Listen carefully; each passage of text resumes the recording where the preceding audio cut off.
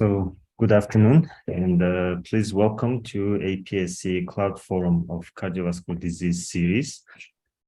Today's subject is updated diagnosis, classification, and treatment of pulmonary hypertension, different etiology, different approach. So the pulmonary hypertension is a complex pathophysiologic disorder involving multiple etiologies in pulmonary hemodynamic deterioration. So in this specific session, we will explore systematically the classification of pulmonary hypertension based on etiologies, therapeutic approaches for pulmonary hypertension of various pathophysiologies, pulmonary arterial hypertension in adult congenital heart disease, pulmonary arterial hypertension in adult congenital heart disease, chronic thromboembolic pulmonary hypertension, and the destinational lung transplantation for unresponsive or terminal pulmonary hypertension. So today, the co-chairperson, first is myself. I am Dr. Mungun-Ulzii. I'm from Mongolia. I'm the clinical professor and chief of cardiac rhythmology center at the National Cardiovascular Center, and I'm located in Ulaanbaatar, Mongolia. And I'm very pleased to co-chair this session with Dr. Lin Austin. He is the clinical professor of the Department of Internal Medicine of National Taiwan University College of Medicine. He is the director of Cardiac Intensive Care Unit of Cardiovascular Center, National Taiwan University Hospital. He is the president of Taiwan Society of Hypertension and the president of Taiwan Society of Aldosteronism. So thank you very much for your collaboration. And we have some housekeeping information before we start. So the content of this webinar is copyrighted by Asia Pacific Society of Cardiology, and it should not be distributed without any prior permission from the Asia Pacific Society of Cardiology. And the views and opinions expressed in this webinar are those of the faculty members and do not necessarily represent those of the Asia Pacific Society of Cardiology. And the live streaming content of this webinar will be made available via Asia Pacific Society of Cardiology Cloud, APSC Facebook, and YouTube pages. So please welcome to today's session, and let's get started with the first presenter. So do you have anything to say, our co-chairperson, Dr. Lin? Thank you. It's my great opportunity to co-chair this section. I think pulmonary hypertension is a very challenging clinical situation, and we have faced many patients about this troubled disease. So I'm glad to have the chance to collaborate with such great speaker, and we will share our experience about treating these patients. Thank you. Okay, thank you. Thank you. So let's start with the first speaker. The first speaker is Dr. Bat-Erdene Nyamsuren. He is from Mongolia. He is the cardiologist from the cardiology department of Mongolia, Japan Teaching Hospital of the National University of Medical Sciences, and he is the faculty member of cardiology department of School of Medicine of the National University of Medical Science. So he will be speaking today about the updated diagnosis and classification of pulmonary hypertension for each group 1, 2, 3, 4, 5. So microphone is to you. Thank you. Hey, thank you, professors. And thank you for selecting me this webinar. And then I'm gonna start with my slides.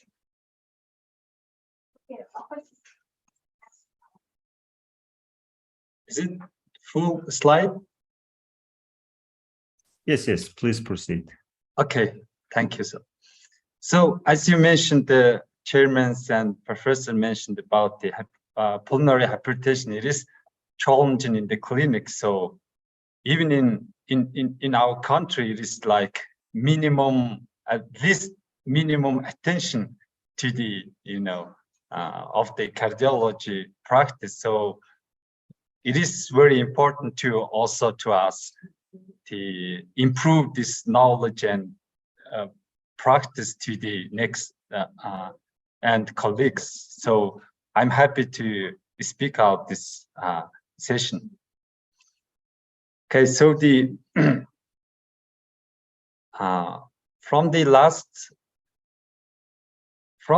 years, so the guidelines of the pulmonary hypertension is not like long reviewed, because the before the 2020 guideline, there was 2015 guideline on the European Society of Cardiology, but the 2018 there is World Society of World Symposium of Pulmonary Hypertension. They have some also new guideline.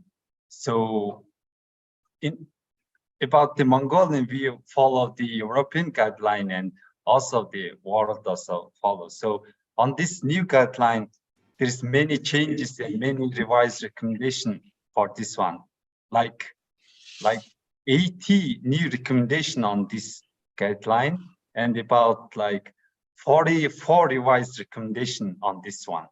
So there is like huge changes on the last guideline. So I'm gonna introduce only the definition and then also the diagnosis of the pulmonary hypertension. So the guidelines through over the last like 3 decades on the pulmonary hypertension is following like this graphic. So like first definition of this the pulmonary hypertension is over like 1973. So this year's like definition is not the hugely changed, because of there's like not the wide availability of the right heart catheterization. So it is like only based on the echocardiogram and then some limited data. But right now we have big wide availability of the right heart catheterization and then big clinical data. So the last guideline of the definition is outdated on the pulmonary hypertension. For example, previously the pulmonary hypertension on the at rest is mean pulmonary artery pressure. Hypertension is about over 25 is the hypertension. So, but the new updated guideline is over 20 is new updated definition of the pulmonary hypertension. So also there is also big changes on the exercise pulmonary hypertension, because previously there is over 30 is at the exercise is the pulmonary hypertension exercise definition, but the new one is like I'm gonna explain you later. So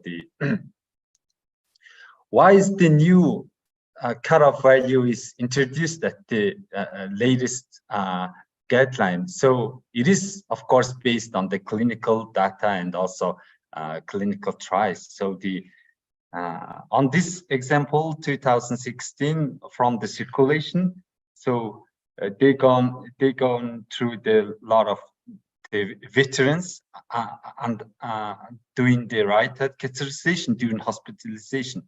So they follow up this like 20,000 patients, almost like 3 years. So this graphic said about this borderline pulmonary hypertension is over 20. Is like a hazard ratio is increased than the reference range.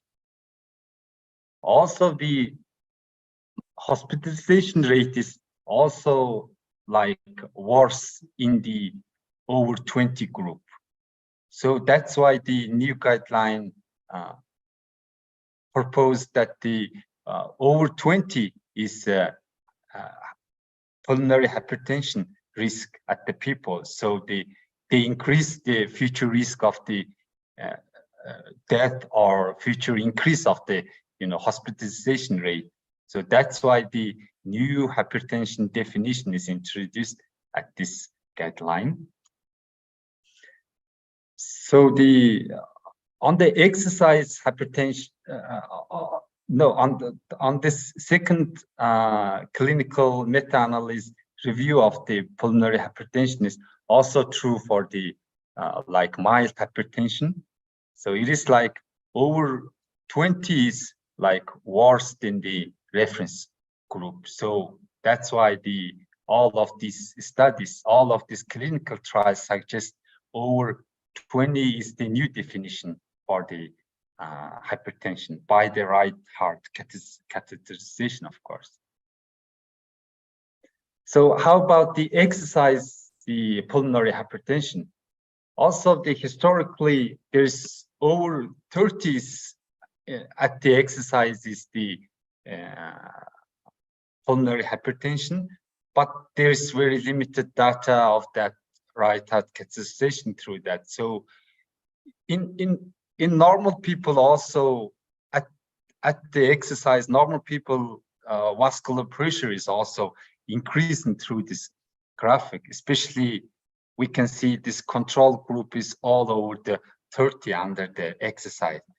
So this many clinical reviews and many clinical also studies suggest that only just 30 is not enough to detect the exercise pulmonary hypertension. So new guidelines suggest that sloping like over 3 millimeter mercury per liter per minute at the exercise sloping is the new definition for the exercise pulmonary hypertension. So that's why there is like two huge changes on the definition. Okay, how about the classification of the pulmonary hypertension? So it is like mostly unchanged, the last guidelines. We all know group 1 to group 5. So group 1 is like true pulmonary arterial hypertension. So others we already know. So how about the changes? So on the last 2022 ESC guidelines, so there is two type of the changes under the idiopathic pulmonary arterial hypertension. So that is, we already know the vasoreactivity testing. So that's based on the vasoreactivity testing, like non-respondent and acute responders.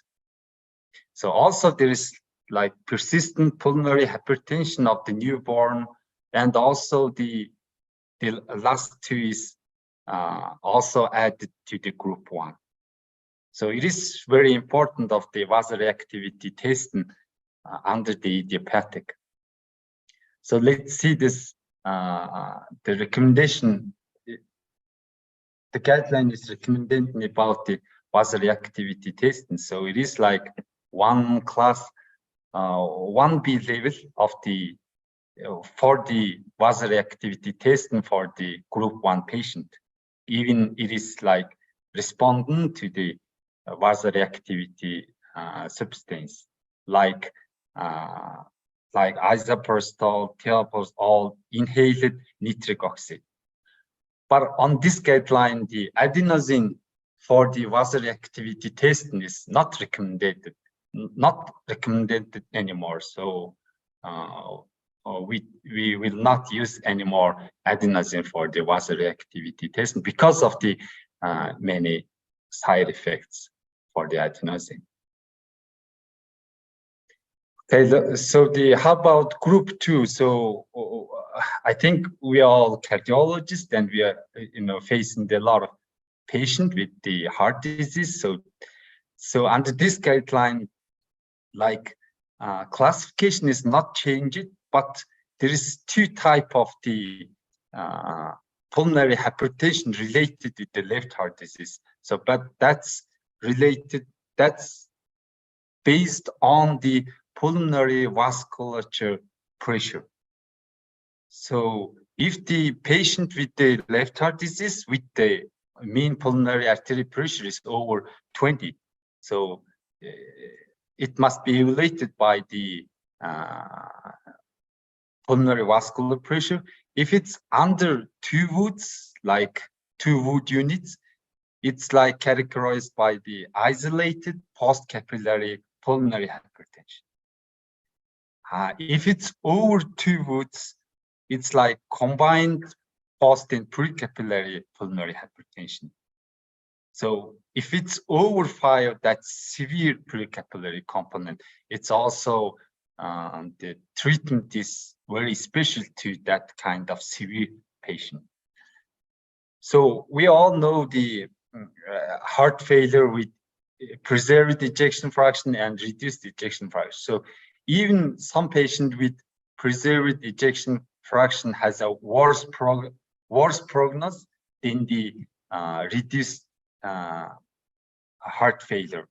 So that is because there is in the pulmonary vascular system, there is, resistance is increasing in the pulmonary vasculature. So it is like telling us this kind of patient has a worse prognosis than the no pulmonary hypertension patient. So that's why it is very important to know that kind of patient, even it's preserved heart failure patient.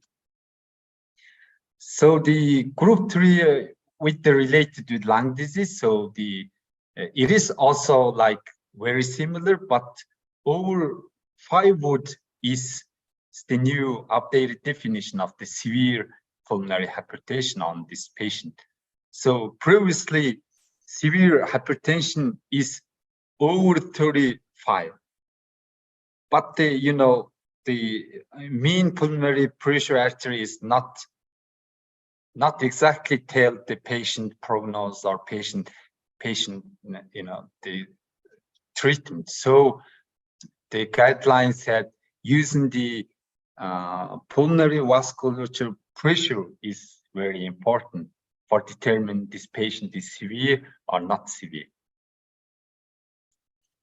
Okay, how about the diagnosis for the pulmonary hypertension? So the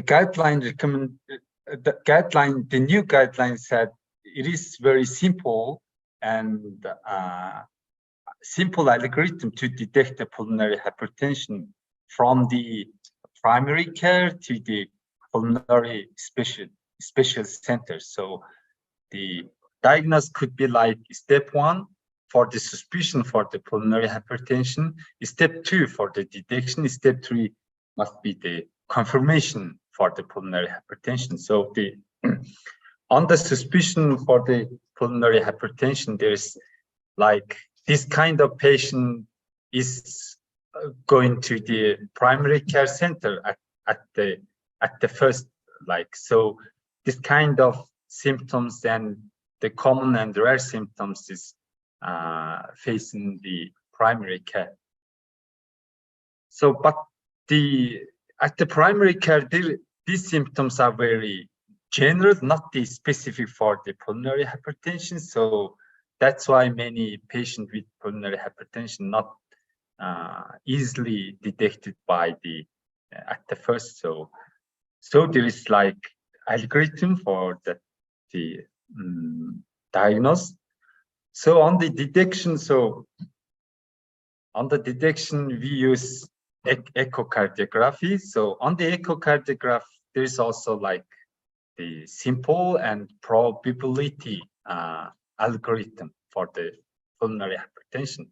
So if the tricuspid peak velocity is under 2.5, 2.8, that is like low probability. But if there's any other sign of the pulmonary hypertension sign on the echo, that must be going to the next probability. So guidelines said this kind of algorithm is easy to follow up, easy to use this kind of graphic. So like over 2.4 for the TRV, so that is like very high probability of the tricuspid pulmonary hypertension, that kind of patient must be go through the center for the cardiology, and then must be future intervention by the right heart catheterization.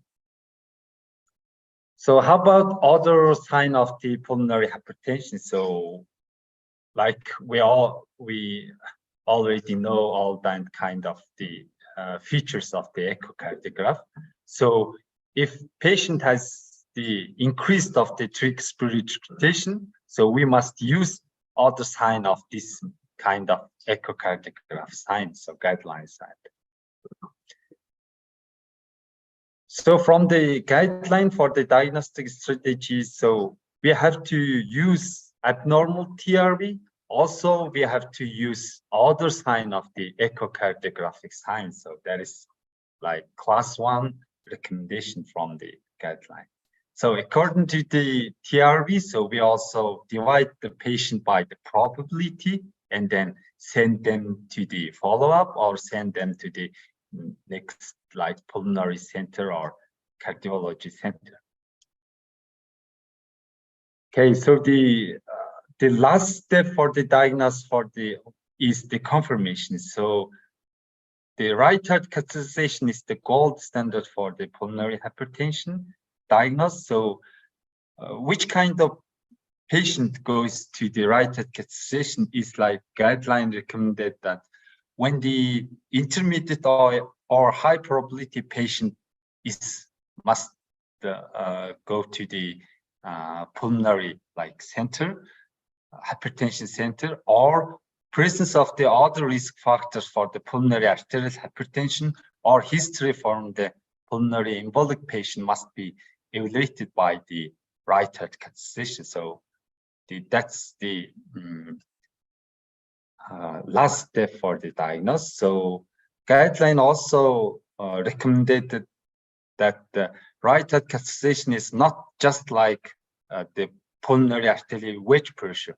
It is also must be during the catheterization, take all of these parameters during the right heart catheterization. So from this value, we have to calculate other parameters.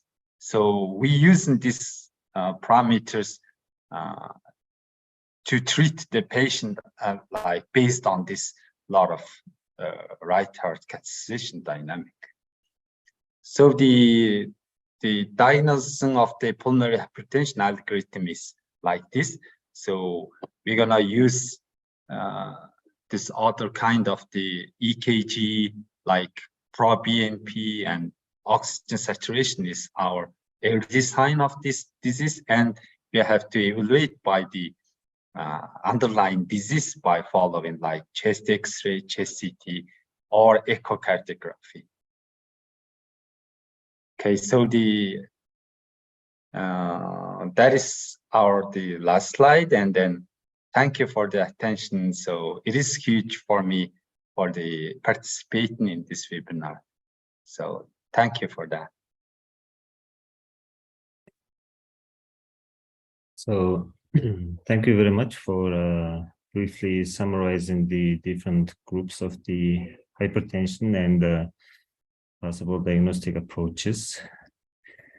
And just before we have some shortage of time, but in terms of this daily clinical practice among these different groups of hypertension, if you suspect, for example, pulmonary hypertension, which group of hypertension would you have to say look for as primary, have to say, clinical practice, or which one is more prevalent and which is more occurring to your practice?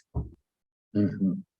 Okay, thank you for the question. So according to the data from the guidelines, so there is the group 2, like the left heart disease patient is a lot common.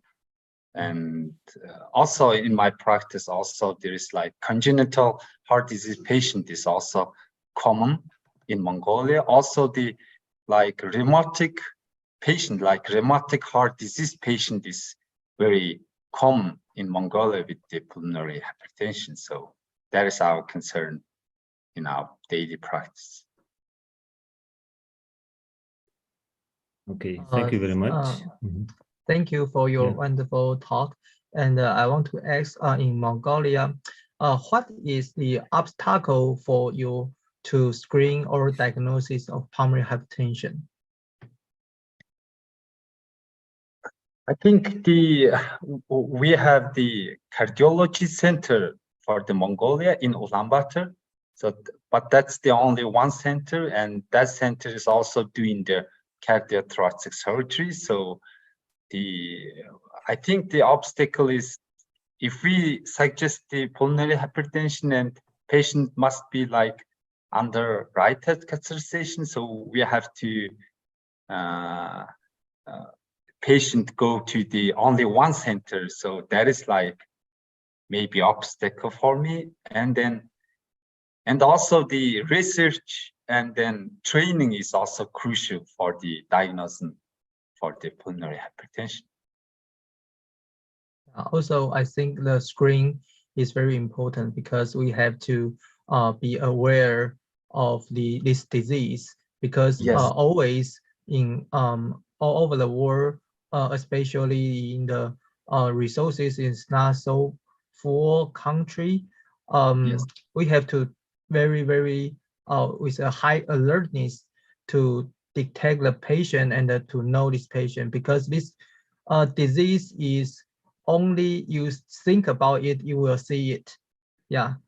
So always, this is not so common disease. So you have to put a very high alertness and a high suspicious for every probable patient to detect the disease.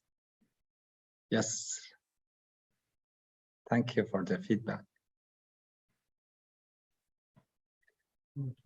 Yeah, actually, I think I do agree with Professor Lin that among the doctors, there are not many, I mean, the awareness, general awareness and looking for pulmonary hypertension and its causes is quite not at the sufficient level. And especially in Mongolia, we have a long distance and many doctors are functioning in very isolated locations where sometimes even echo is difficult to search. So, and even today's webinar is very crucial for us for the training and to create awareness among the doctors to search for pulmonary hypertension and its causes. So it is a very important webinar, I think. Yes, even in Taiwan, even we are in the small island, but we still need to spread the common sense of pulmonary hypertension to the primary care doctors, because most of the patients see the primary care doctors for the usual disease. So only the medical center is for the referral, especially the PH center. So how to detect and how to screen is very important to treat pulmonary hypertension patients. Yeah, and maybe we can talk about the experience from every country in the end of the section of QA. Yeah. So thank you very much, Dr. Bat-Erdene, and the microphone is to you, Professor Lin. Yes. Okay. After you diagnosis pulmonary hypertension patients, and the next challenge is how to treat him or she, how to do the risk stratification, and how to do the medical treatment or other treatment, especially medical treatment for group 1 pulmonary hypertension, how to do it, monotherapy, combination, how to combination initially or sequentially. So it's very important topic, and we will move on the next the next section to the next speaker is Pussadhamma from Thailand. He is the associate professor in Division of Cardiology, Department of Medical Medicine in Kyung-Hee University, Thailand. His topic will be the risk assessment in pulmonary hypertension group 1 and the risk guide treatment, monotherapy, initial combination or sequential combination drug therapy. So microphone to you, Dr. Burabha.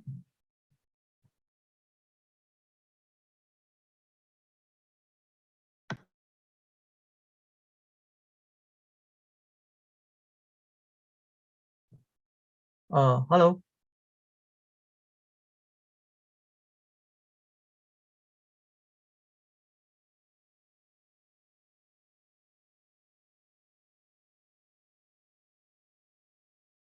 I cannot see hear the voice of Dr. I think the Burabha. microphone is Yes. off. Yeah. Yes.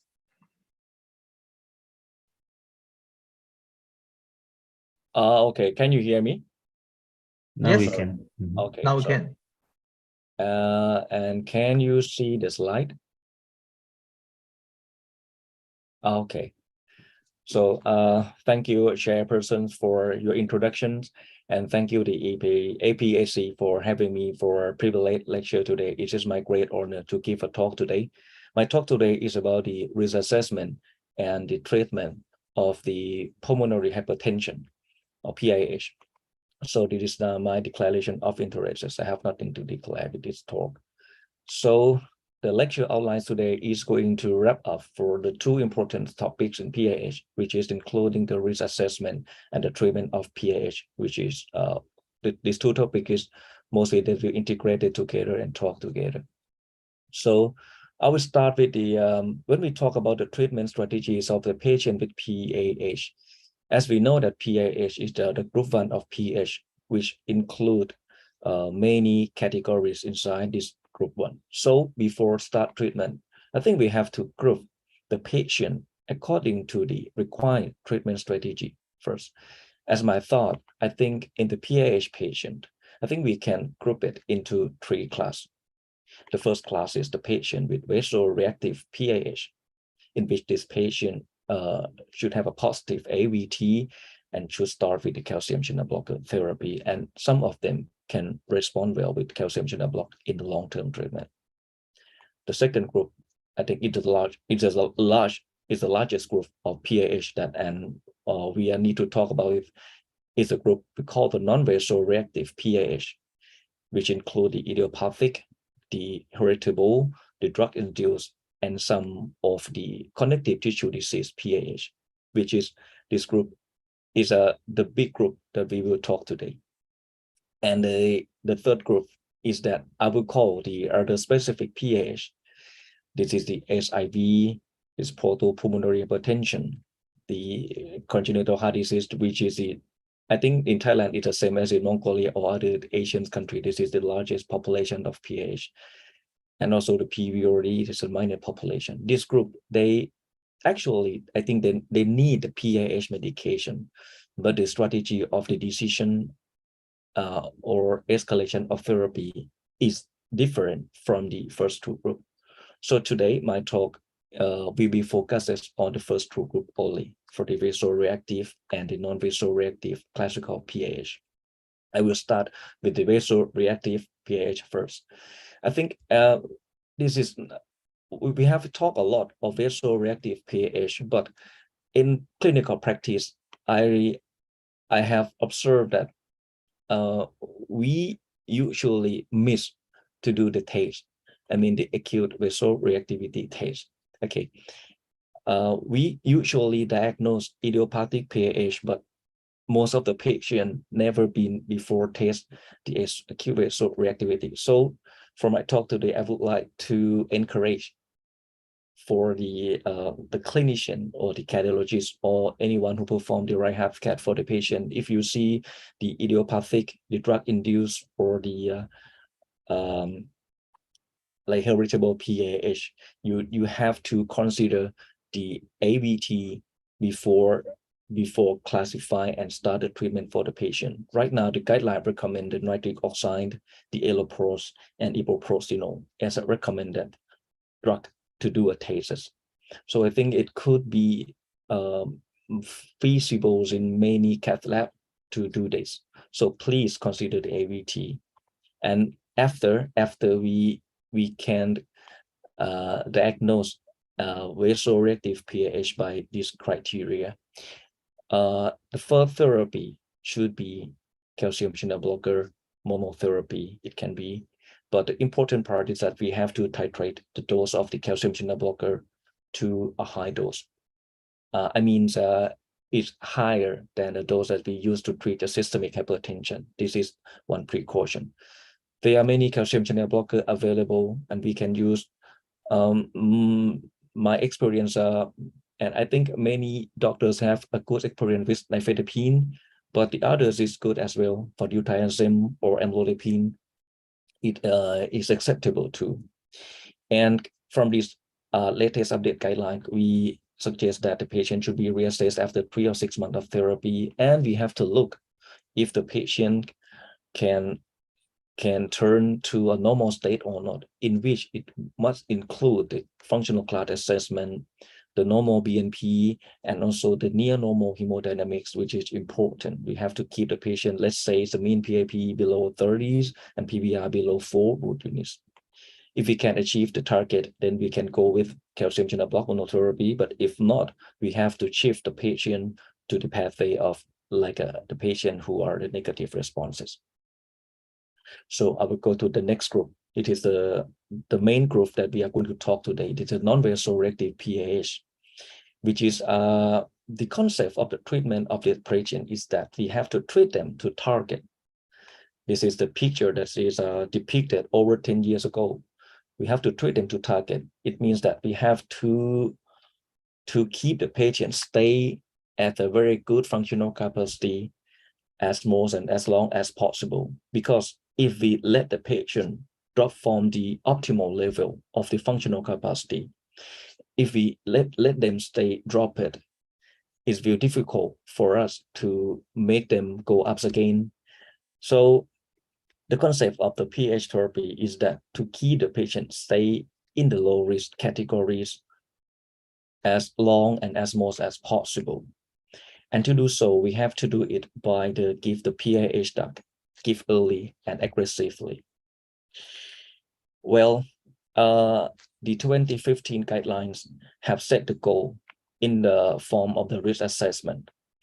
In 2015 guidelines, I think we're familiar with this risk assessment. We have the clinical risk assessment. We have the functional capacity risk assessment. We have the biomarkers. We have the imaging. And definitely we have the hemodynamic that's absolutely needed. This is a picture of risk assessment. And after the publication in 2015, there are validations of this category. Is it good or not? Is it work or not? And there are 3 main publications that validate that risk stratification, which is divided into 2 validations. The first validation is that that risk is good for diagnosis or for baseline prognostication.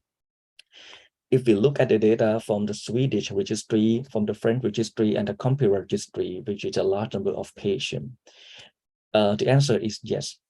We can see that if the patient initially came at a low risk, the patient has a better survival. And in the opposite way, if the patient start at a higher risk, the patient survival is worse. So the risk stratification is good for at the first risk prognostication, but not also for the baseline prognostication. We want to prove at the follow-up prognostication too. Can we use it for the follow-up? We use the same risk category, and we use the same data sets from the 3 main registry here. And we also see the same results in that. If we can keep or we can make the patient stay in the low risk profile or the low risk categories, the survival is better. So after the publication of the risk stratification, they have the validation, and they confirm us is that we can use them both in the initial assessment and in the follow-up assessment, and they can lead up to help the patient to stay in the goal that we wanted. So when it comes to the latest guideline 2022, and there are some refinement of the risk assessment. The risk assessments have been separated into two groups. The first is that the initial risk evaluation, which is the 1, 2, 3 data, is a low risk, intermediate risk, and high risk. Is quite similar, and the parameter is look quite the same as the previous guideline, but there are some changes in the detail inside the table, which is for the use of initial risk evaluation. You can see that there are many parameters, and the guideline suggests that we should use as much as possible parameters, because we need to clearly see where is the place that our patient stay in the risk category. And they also make a separation of the follow-up strategy evaluation, because in follow-up, you can understand that we cannot perform the sophisticated study in the follow-up clinic. So they pick up just a very strong risk prognostication, which is they are the functional class, the 6-minute walk distance, and the BNP or NT-proBNP, and they make it easily to like the score around the score. But you must observe that in the follow-up risk evaluation, they are the 4 strata. It's not the 3 strata. So there's some point different. So right now the guideline advocate us to use the initial risk evaluation in the like a full scheme of the risk, and the follow-up risk evaluation is like a easier risk strategy. And so to do so, I mean, to try to make a patient to stay in the low risk category, we have to find some new drugs or some treatment strategy, except other than monotherapy that we have like 10 more years ago. I will show you some publication that is the landmark publications for PAH and this impact for the new guideline update. You may have heard this many times before. This is a Seraphim trial of Macitentan, which is in this trial, we compare the Macitentan 2 doses, 3 milligrams and 10 milligrams with placebo in patient, in which some patients, they are the PAH naive therapy, and the endpoint is a clinical PAH worsening endpoint. And you can see that most of the patients are idiopathic, heritable, connective tissue, PAH, and also some patients are PAH naive, which is the result of the trial. This is the positive trial. The Macitentan can show the positive benefit of the drug compared to placebo. So it's not only we can get the new drug, but we can also see that in terms of sequential combination therapy by Macitentan on top of other medication, we can get a benefit. They also the evidence from the Griffon trial. This is a selexipag in PAH, which is the design is quite similar to the Macitentan trial before. It is a comparison between selexipag and placebo. In PAH patient, maybe treatment with the ERA or PDE5 before, or maybe PAH naive treatment. We measure the clinical worsening PAH, and at the result, we can see that selexipag treatment is better than placebo, and even in any dose range, is still better. So we can get maybe this new drug for treatment and the new way, the evidence of the sequential combination therapy from this trial too. And also this is the one of the landmark trial, the important landmark, the ambition trial, which is the trial of the to compare the combination therapy of ambrisentan and tadalafil with monotherapy with either ambrisentan or tadalafil in PAH naive patient, and we measure the clinical worsening endpoint. And in this trial, we can see that initial combination therapy is better than the pooled monotherapy and better even with ambrisentan or even better than tadalafil monotherapy. So this is a landmark trial that proves that initial combination therapy should be the first strategy for the most of PAH case. There is also the COMPASS-2 trial, which is the sequential combination with bosentan on top of sildenafil in patient with PAH, in which we measure the clinical PAH worsening. And in this trial, unfortunately, we cannot see a positive sign of bosentan add-on sildenafil according to the clinical worsening PAH endpoint. But however, we still see that add-on bosentan therapy can make a patient feel better. They can walk longer, but 6-minute walk test is better. The functional capacity improve, but not the clinical worsening endpoint. So in the meta-analysis in 2016, comparing between combination therapy and monotherapy, we can see that combination therapy improve clinical worsening, but not all-cause mortality. So we still did not see the evidence that combination therapies improve all-cause mortality in PAH. After that, recently, we have 2 big important data. This is from the Triton study. This is the randomized trial between oral triple comparing with oral double therapy in PAH-naive patients. This is macitentan plus tadalafil and selexipag. Unfortunately, the primary endpoint of PVR does not achieve, and also the 6-minute walk distance does not achieve too. But however, in the long-term follow-ups, it seems to be a positive signal of improved clinical worsening in the initial triple oral therapy.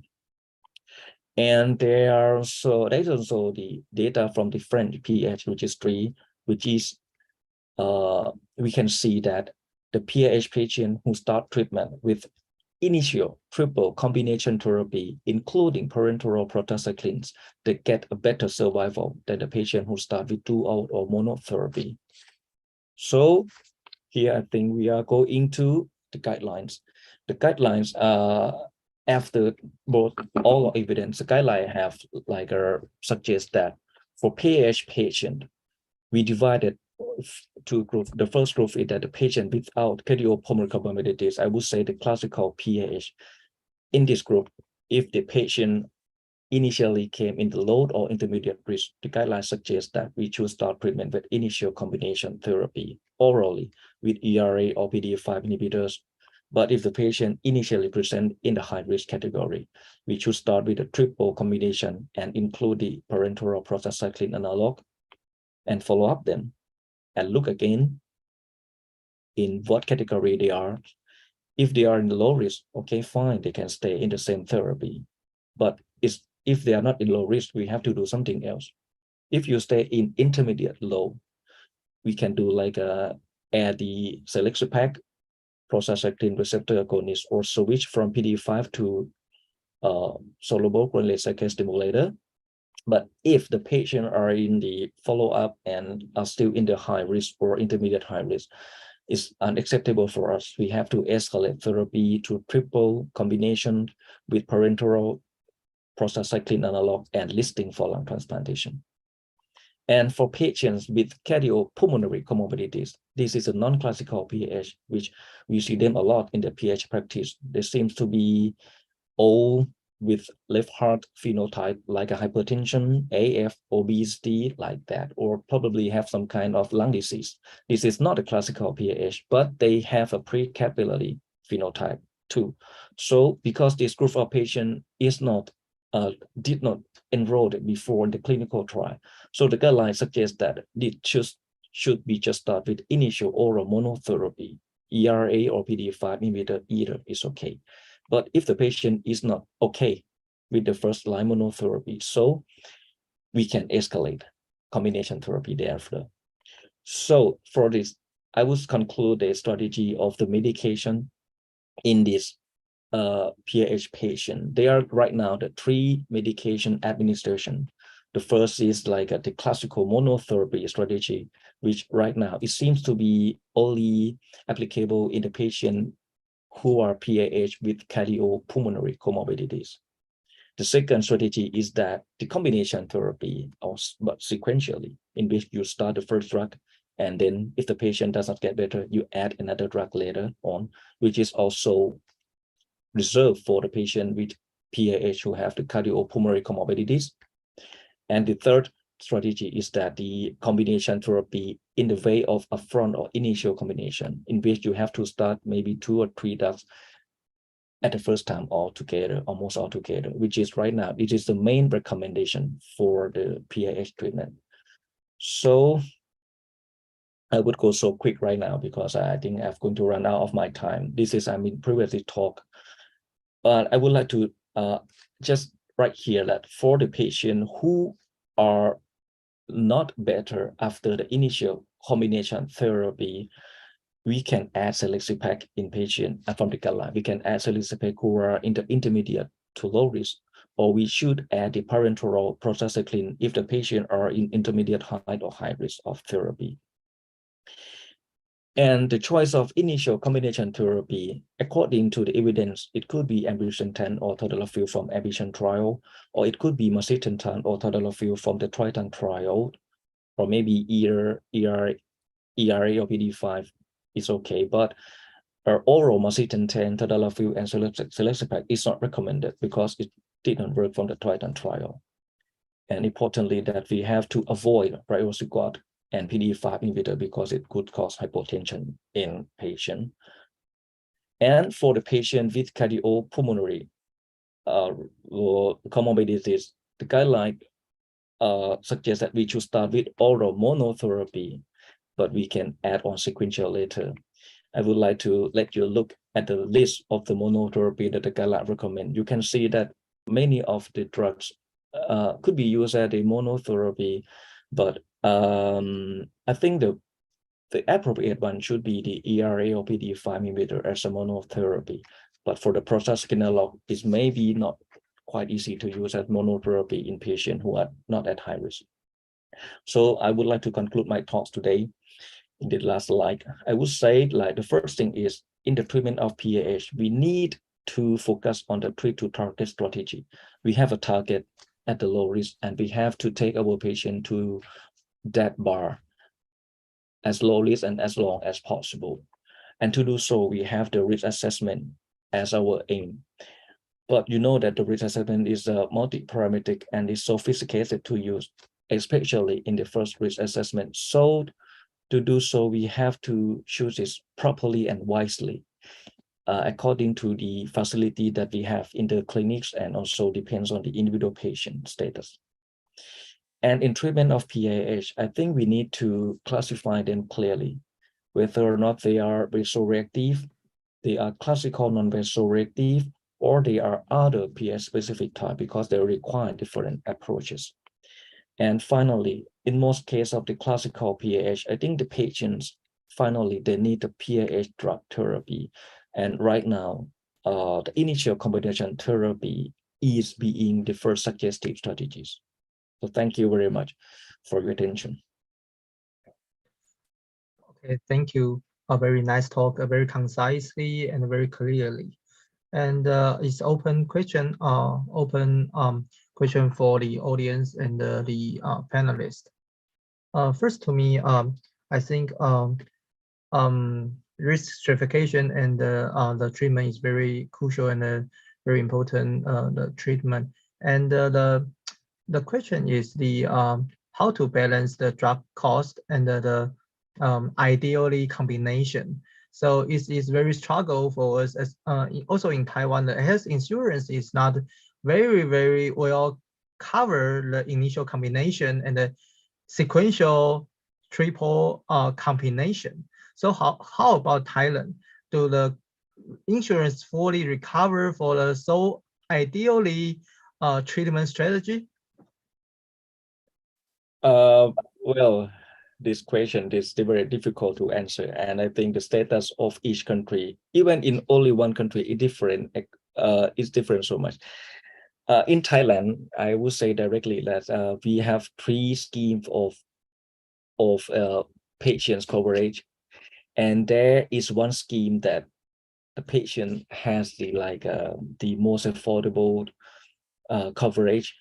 So lucky enough, if the patient are in the one coverage, which is the patient can get maybe all of the drug that is the government pay for them. So it's fine for them. It's fine if they can get them for the initial combination therapy. But if not, if the patient stay in other scheme of therapy, this is a case-by-case decision, and this depends on the center too. I mean, but for my center, maybe the patient cannot afford the second drug, but we have some kind of extra fund. We set some extra budget, which is we can provide for some patient which we think that this these patients, they do require the combination therapy that we provided for them, but it's not happened in every center in my country. Okay, thank you.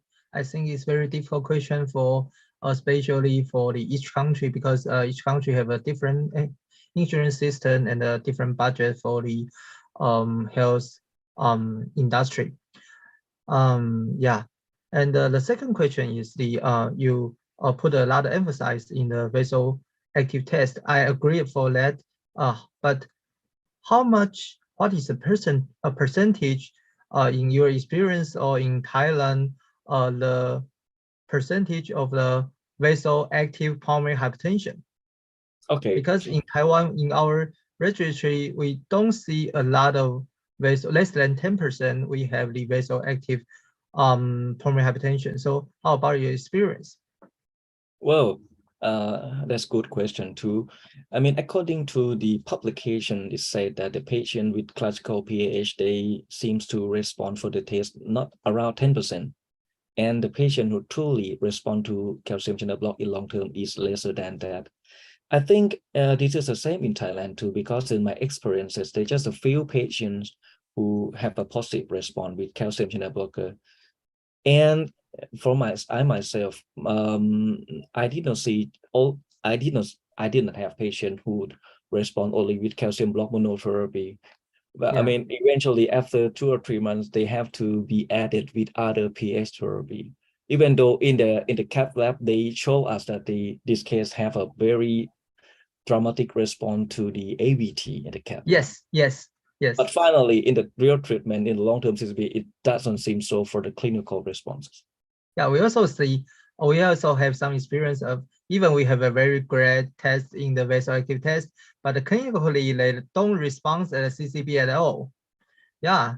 So I don't know why, but yeah, but it still needs to worth to try initially treat CCB for these patients. But I don't think it's really reflect the real effect of the CCB, but just by using the vasoactive tests. Yeah. Yes, for me myself, I think waiting 3 or 6 months, as a guideline said, probably too long for Yes. CCB response. I think especially in the high risk or intermediate risk patient. Yeah. If they are going to respond, it seems to show us just within the month or 2, we can see them better. But if not, it seems like it's not about. It doesn't need to be through 6 months, I think. Yeah, but the final question is, the last month we have a new drug, new player over sotatercept. Yes. So do you think it will change our practice or change our strategy? Wow. Interesting. We have been discussed with my colleague before, because after the publication of the trial, and there's have a lot of wave in the PAH society. I don't know. My answer should be, first is the price of the drug. It is the biggest barrier of the PAH therapy. I mean, in the Southeast Asian society. We have to look at the price first. If the price is not affordable, so I think there's quite a very tiny way for it to be listed for practical treatment. Yeah, thank you.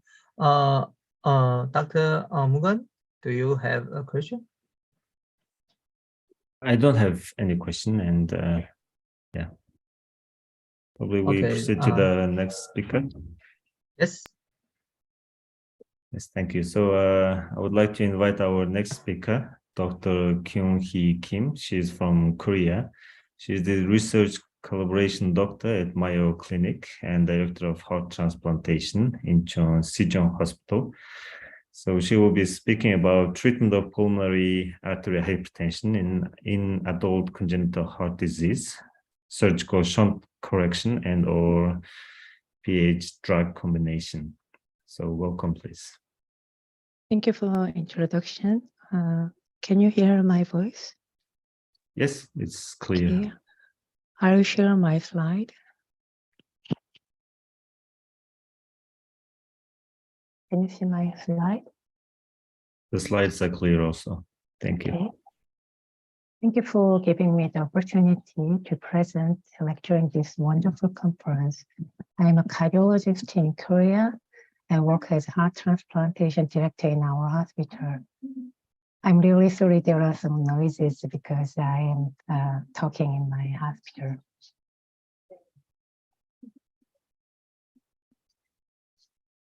I have nothing to disclose. Let me show you one of my patients who is 43 years old. She has never visited to the hospital and chief complaint was palpitation and dyspnea.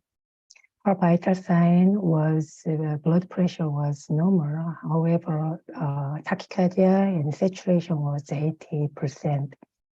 And CRP was elevated and proBNP was elevated up to over 2000. And ECG was tachycardia. And D-dimer was a normal range.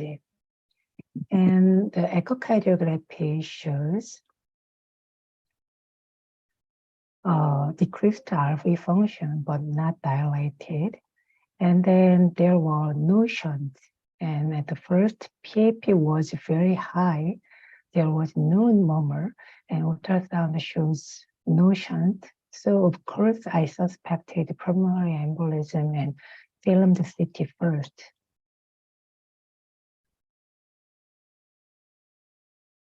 We did the CT scan for distinguishing pulmonary embolism, and MDCT shows an enlargement of the pulmonary artery, an extensive intimal flap inside the proximal portion of the right interlobular pulmonary artery, and peripheral involvement of the common basal artery and the basal segment artery with partial thrombosis, and large PDA was detected.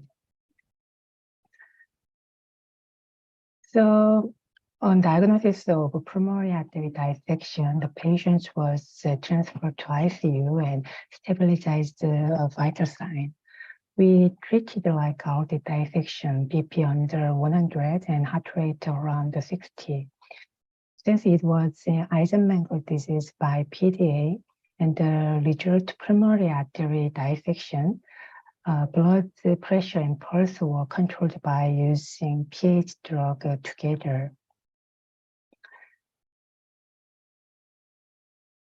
And the patient's condition became stable, but 1 week later, suddenly her heart rate was increased and cough was observed with fever. CRP was elevated and X-ray shows peripheral shadowing.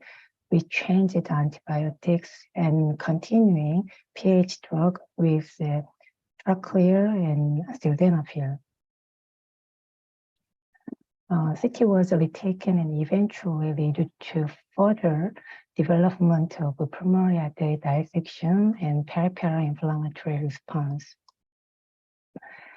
And lung perfusion scan and defect on middle lobe and intensive medical care was priorly considered before further necessity of heart and lung transplantation. And I found there are some cases of PDA with Eisenmenger and pulmonary artery dissection. Only 2 cases were survived. So I did some heart failure medication and also pH drug. So after stabilization, her heart rate was around 60 and blood pressure was around 90. And there are some intimal flap and false lumen within the pulmonary artery. And after stabilization, we did catheterization. The cath was performed and the pulmonary artery resistance was very high, up to 33 Wood unit. And when the vasoreactivity test was performed, it dropped to some extent, but it was 10 Wood unit and more. And the only drug we decided to be used first, only pulmonary artery hypertension medication. So 1 week later,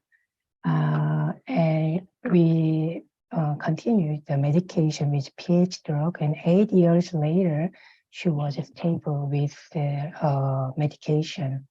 The medication was ambrisentan and sildenafil and selexpac, and also some heart failure medication with digoxin. And 6-minute walk test was increased up to 450 minutes. And saturation was around 90. But we could not close the PDA because the pulmonary vascular resistance still increased. And the echo follow-up shows the similar things, RV dilatation, but and then dysfunction. And then you can see some PDA flow. And then the pulmonary artery pressure was significantly decreased with the PH medication.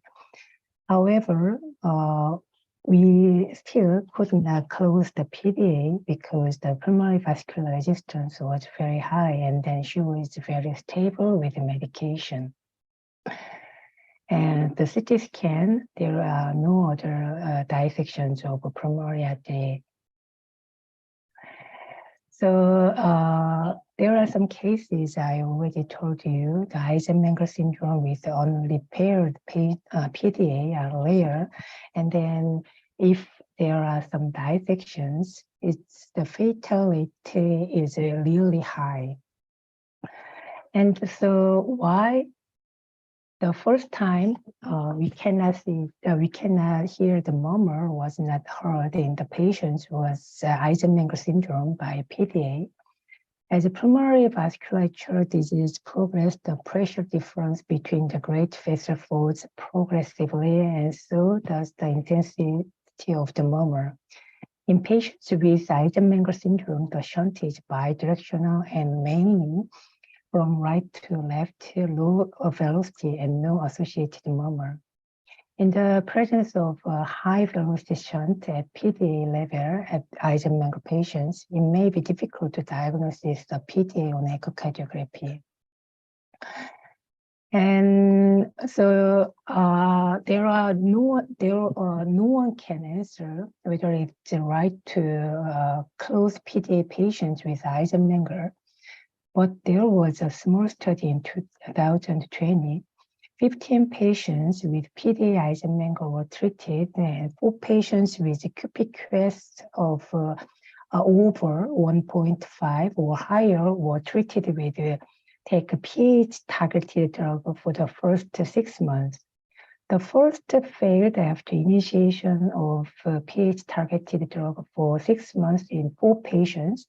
After the medication was adjusted and extended to 12 months, TCC was performed for all without hemodynamic intolerance during the perioperative period. Pulmonary artery systolic pressure was significantly decreased immediately after TCC. During a mean follow-up of 50 months, there were a further decrease of pH systolic pressure in 2 patients. The other 2 showed improved pulmonary vascular resistance and 6-minute walk test distance despite deteriorated pH systolic pressure. From this study, we can tell some selected PDA Eisenmenger syndrome patients might benefit from TCC, and combined pH selected drug play a crucial role. We heard the previous lecture, pH is precapillary pulmonary hypertension, and patients with congenital heart disease enter here. This number accounts for a small number of all pulmonary hypertension patients and can perform pH-targeted therapy. Pulmonary hypertension refer to a mean PAP measured through right heart cath over 20 mm mercury and over, and pulmonary hypertension can occur in various clinical situations. And precapillary pulmonary hypertension Congenital heart disease is included in group 1, and pulmonary artery hypertension in PAP over 20 millimeter mercury and normal capillary wedge pressure, and PVR over 2 wood unit. Pulmonary artery hypertension in congenital heart disease, approximately 3 to 10% of congenital heart disease patients have pulmonary hypertension. It's more frequently encountered in female, and the incidence depends on the underlying lesion and increases with age and age defect clues. The estimated prevalence of PH in patients after correcting a simple cardiac defect is 3%, and the epidemiology of PH associated with adult congenital heart disease is expected to change due to advances in diagnosis and therapeutic pediatric cardiology, resulting in fewer patients with simple adult congenital heart disease and more patients with complex lesions and or a closed defect who develops PH in adulthood. And clinical classification of pulmonary artery hypertension associated with congenital heart disease is Eisenmenger, and PH associated with the systemic to pulmonary shunt. It could be some correctable or non-correctable if we treated with PH medication.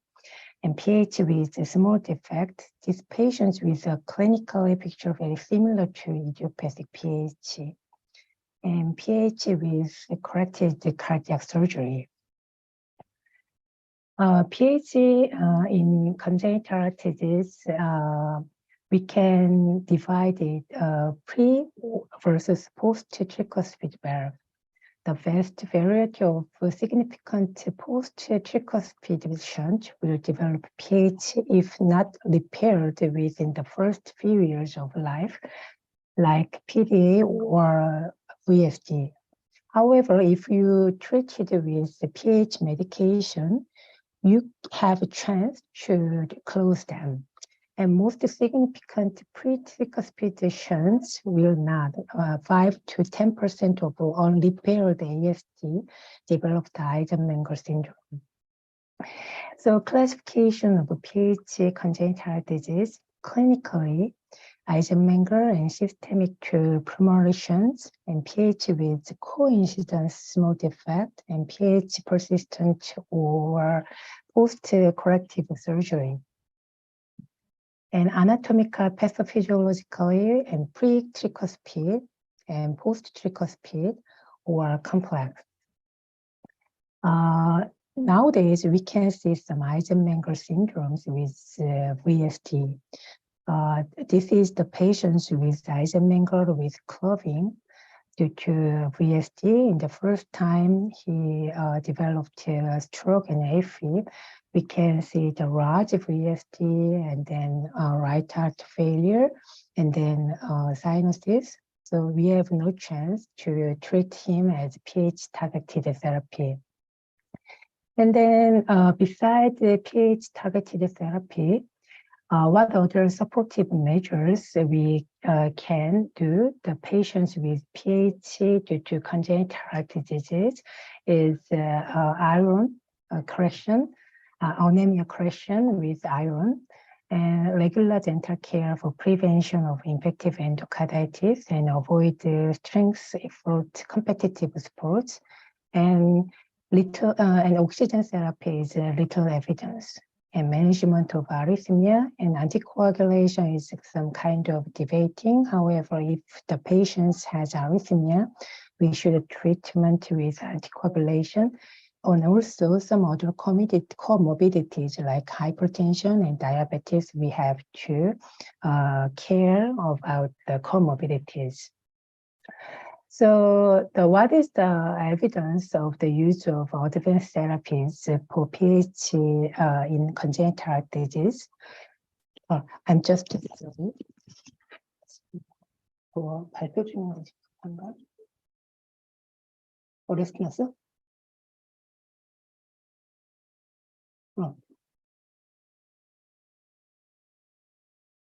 그러면 보호자를 빨리 불러요. 보호자를 빨리 불러서 그리고 내가 지금 발표 10분 내로 마칠게요.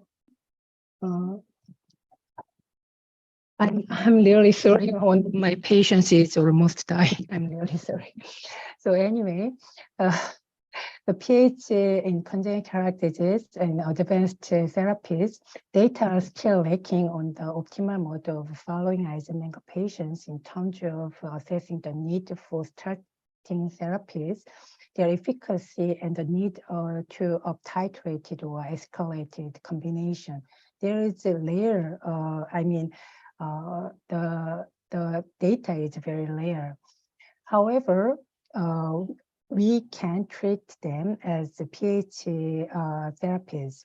And also, is pH same among PDA or VSD or ASD?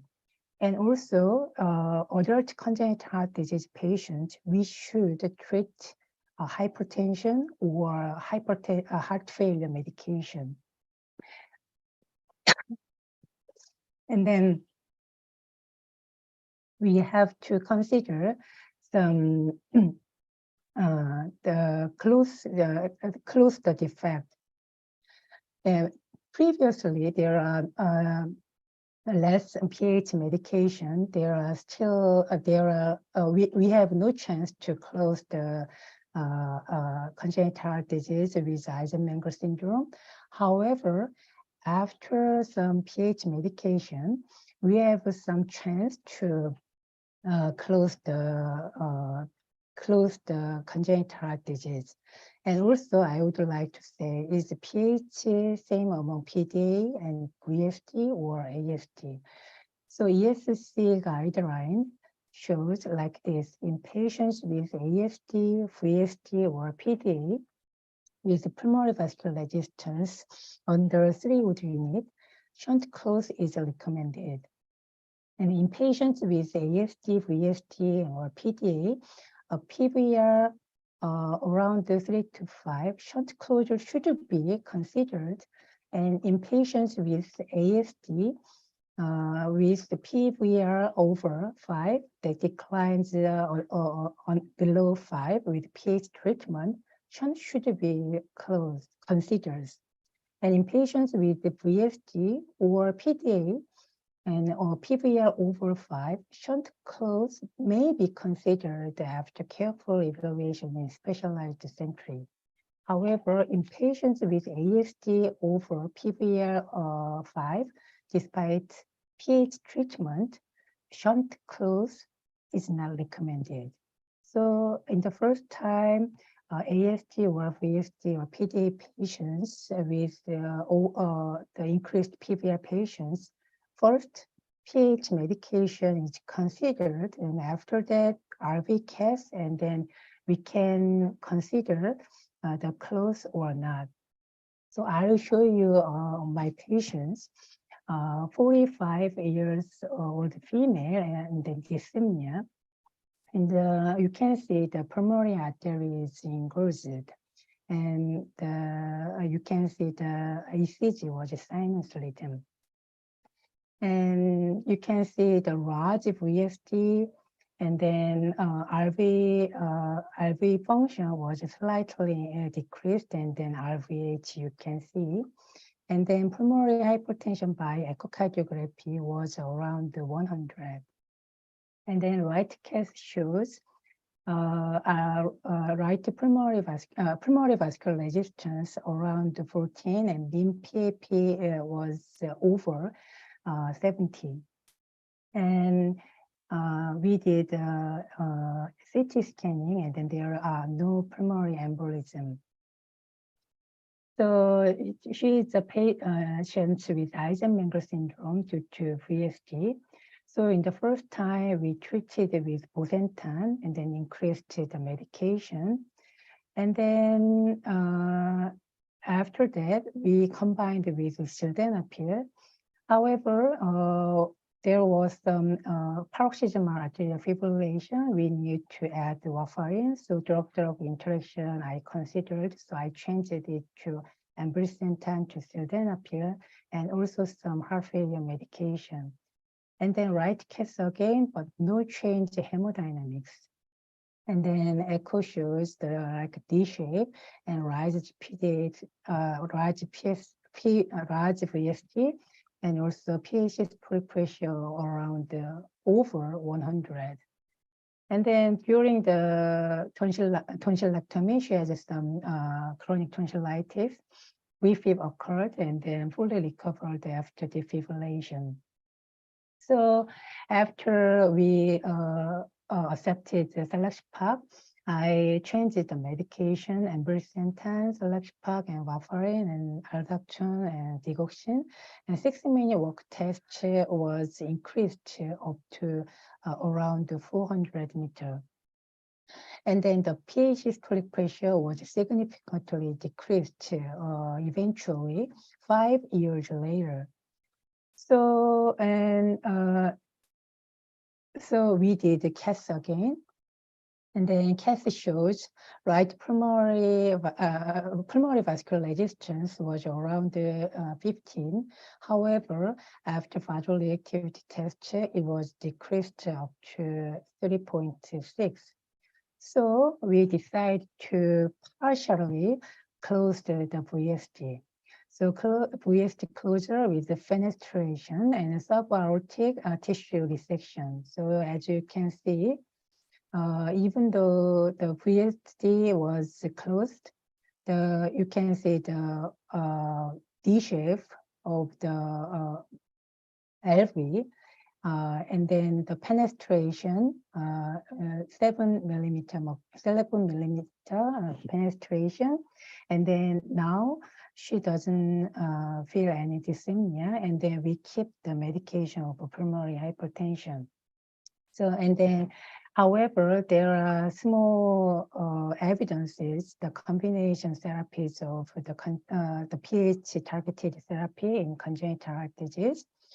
And then to close the defect, we have to risk assessment. And then risk assessment should be considered in patients with Eisenmenger syndrome. And also if the patients with the PAH congenital heart disease patients in women, pregnancy is not recommended. And also some vaccination and emotional support we should consider. So in summary, I would like to say the development of PH from congenital heart disease is common, and PH-specific therapies are getting more, but no evidence when escalating medications. However, in my cases, PH drug is, we should consider in patients with highly pulmonary vascular resistance. And then after that, we need to CAS again, and then we can consider pulmonary, the defect cause. And also some supportive therapies like emotional therapy and correction anemia and stretching, etc. And also meticulous cardiac cath is really, really important. And then such patients are best treated in specialized center, combined congenital heart disease and PH center, and physiology and natural history differ differently to other types of PH. And also adult congenital heart disease, we should do some heart failure medication and also BP medication. And also we have to consider multi-center study. And in Korea, we have PH Korea this year, July 14 to 15. I hope you attended the conference. Thank you for your attention.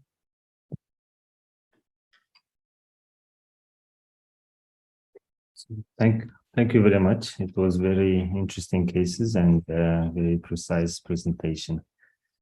So if our faculties have any questions, it's welcome. And are you in a rush to your patient, or is it okay? Yeah, I think I have to go. I'm really sorry. Okay. So I think we are already over the time, so we can skip your Q&A session and we will probably move to the other speaker. So thank you very much. Thank you. Thank you. Thank you. Thank you. Professor Lin? Yes. For the next speaker, because in the previous speech, we already learned about group 1 hypertension and pulmonary hypertension, and also due to the adult congenital heart disease. And later we will move to the group 4 pulmonary hypertension, which is also very important for the PH treatment, especially in the elder population. So the next speaker is Dr. Zheng-Wei Chen. Is from National Taiwan University Yunnan branch. He is the cardiologist and belong to the Department of Internal Medicine. And his topic is multi-modal therapy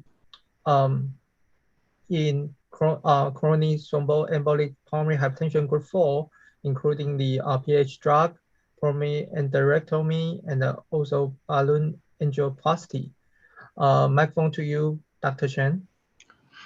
Okay, thanks for Dr. Lin. I will share my slide. Can anyone see my slide? Is that okay? Yes, it's okay. Okay, thank you. And good afternoon, everyone. I'm Dr. Chen Zheng-Wei from National Taiwan University. And it's my pleasure to be invited to give this talk. And my topic is the multimodal therapy in CTEPH patient. So this is my outline. So firstly, I should go from what is CTEPH. Before CTEPH, I should introduce CTEPH first. CTEPH is characterized as a symptomatic patient with evident pulmonary perfusion defects. And if combined with common hypertension, we will call it CTEPH. So according to the updated classification of pulmonary hypertension at this World Symposium, CTEPH is belong to group 4 pulmonary hypertension. So according to the 2022 ESC latest guideline for the treatment of pulmonary hypertension, the definition of pulmonary hypertension is mean PAP, pulmonary arterial pressure, more than 20 mmHg. So the epidemiology and prevalence of CTEPH, its prevalence is estimated about 8 to 40 cases per million. Also, the 2-year incidence after first-time pulmonary embolism was 3.8%, and around 30% of CTEPH patients also have never had pulmonary embolism. In 2025, the estimated CTEPH patient is more than 75,000.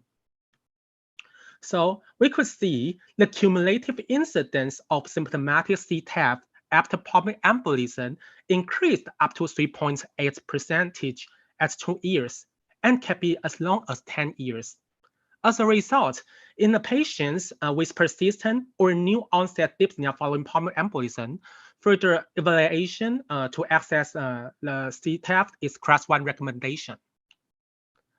As to the clinical manifestation of CTEPH, the symptoms of CTEPH are indistinguishable from other forms of pulmonary hypertension and many other respiratory and cardiac disease. And the common symptoms are related to the stages and severity of the disease. As to a risk factor of CTEPH, the previous pulmonary embolism is the most important factor, and others include the younger age or large perfusion defects, idiopathic pulmonary embolism at presentation.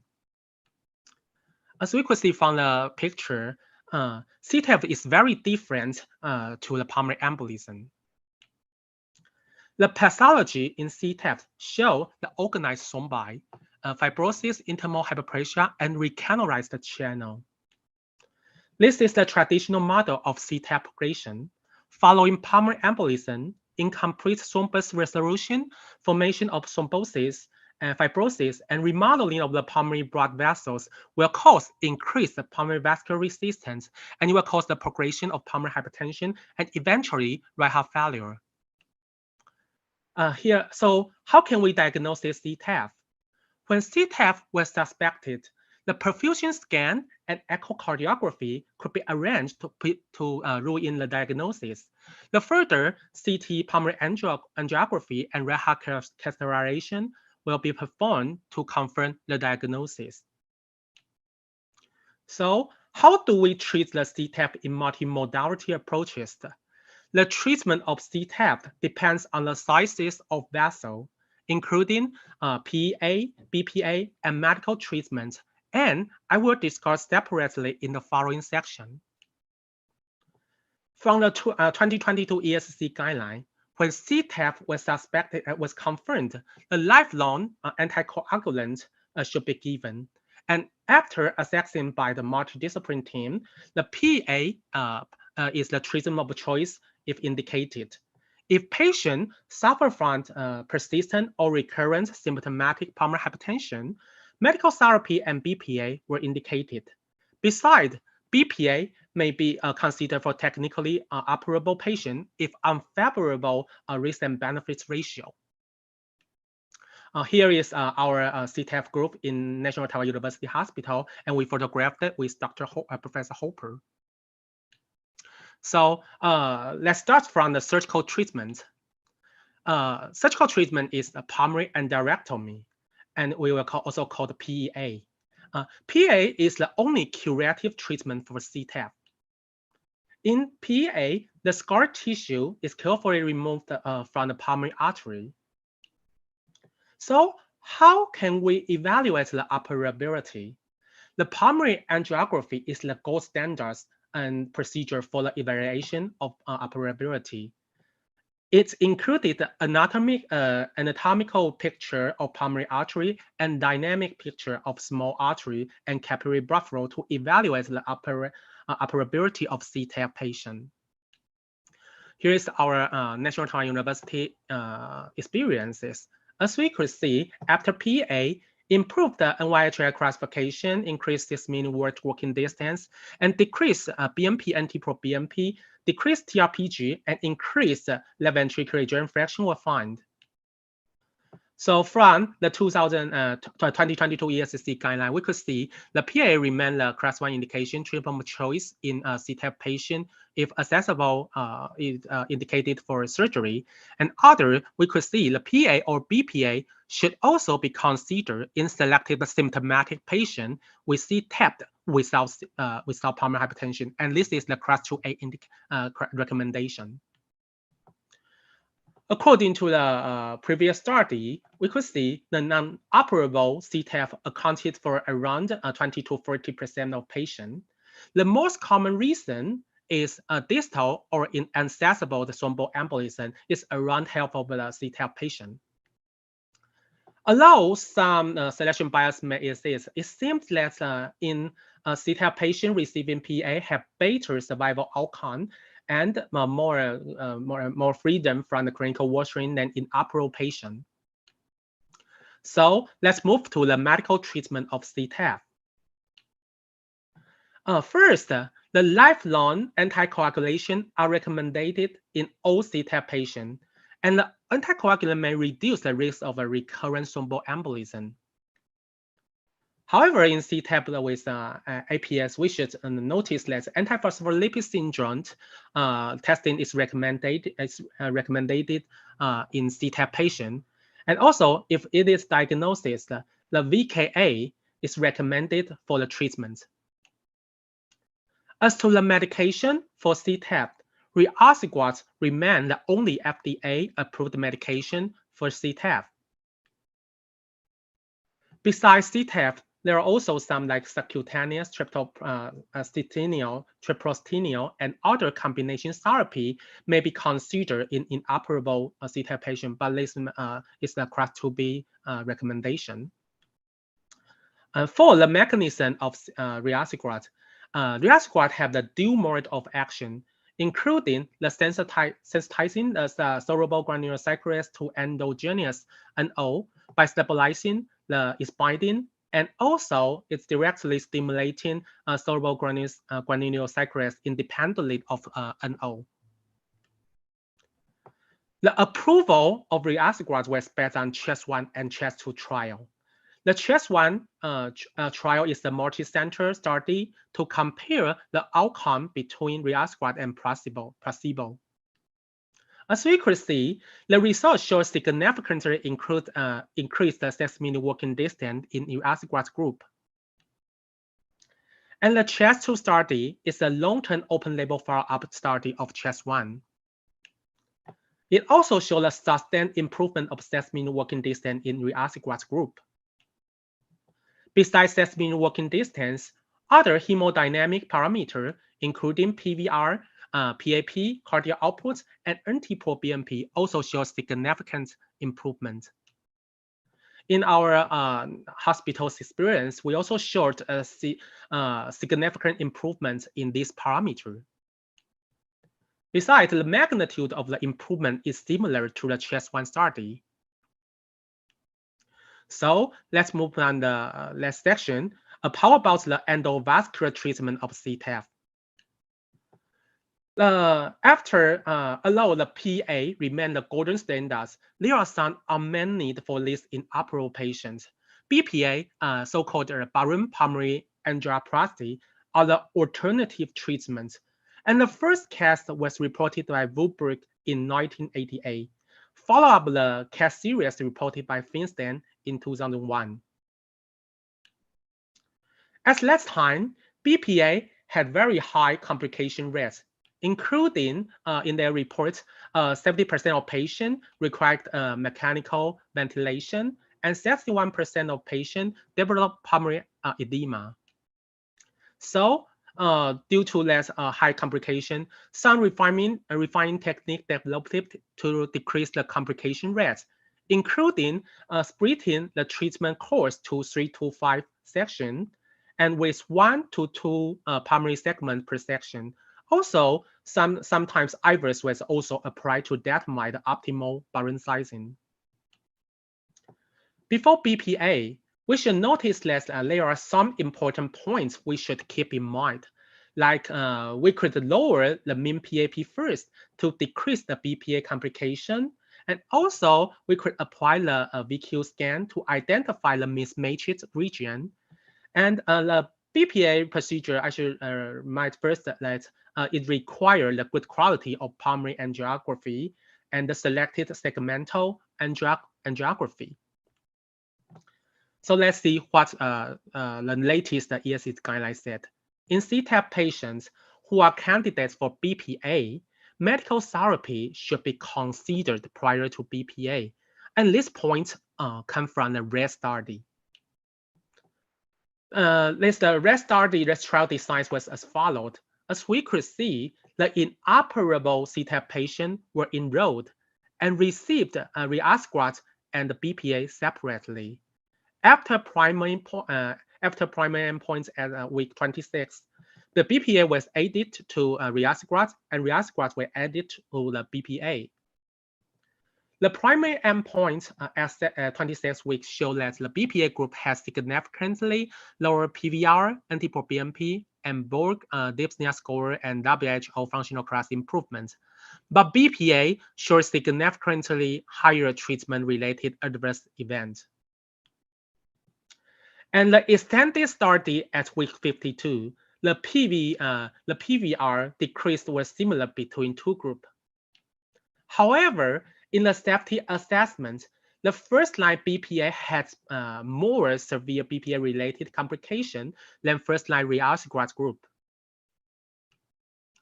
In another study, it's called MRBPA. It's just published in the same journal, Lancet Respiratory Medicine, and it is conducted in Japan. It compared the treatment effect of BPA and riociguat in inoperable CTEPH patients. And we could see the results show that the BPA was associated with a greater improvement. Here is the illustration for the BPA procedure.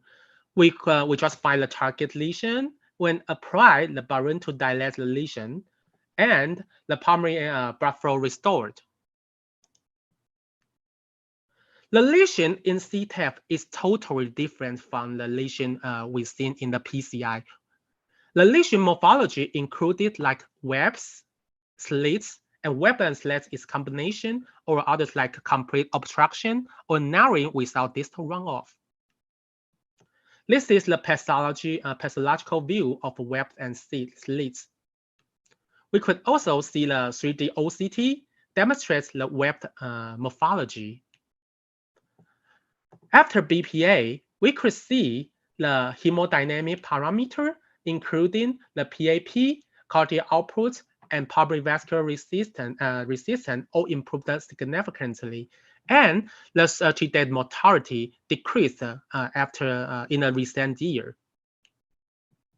Others, like WHO functional class, 6-minute walking distance, and BNP level also improved a lot.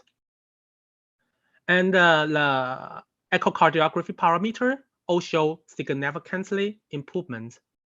In our hospital, we also showed the improvement of this parameter, and it also showed a very good efficacy.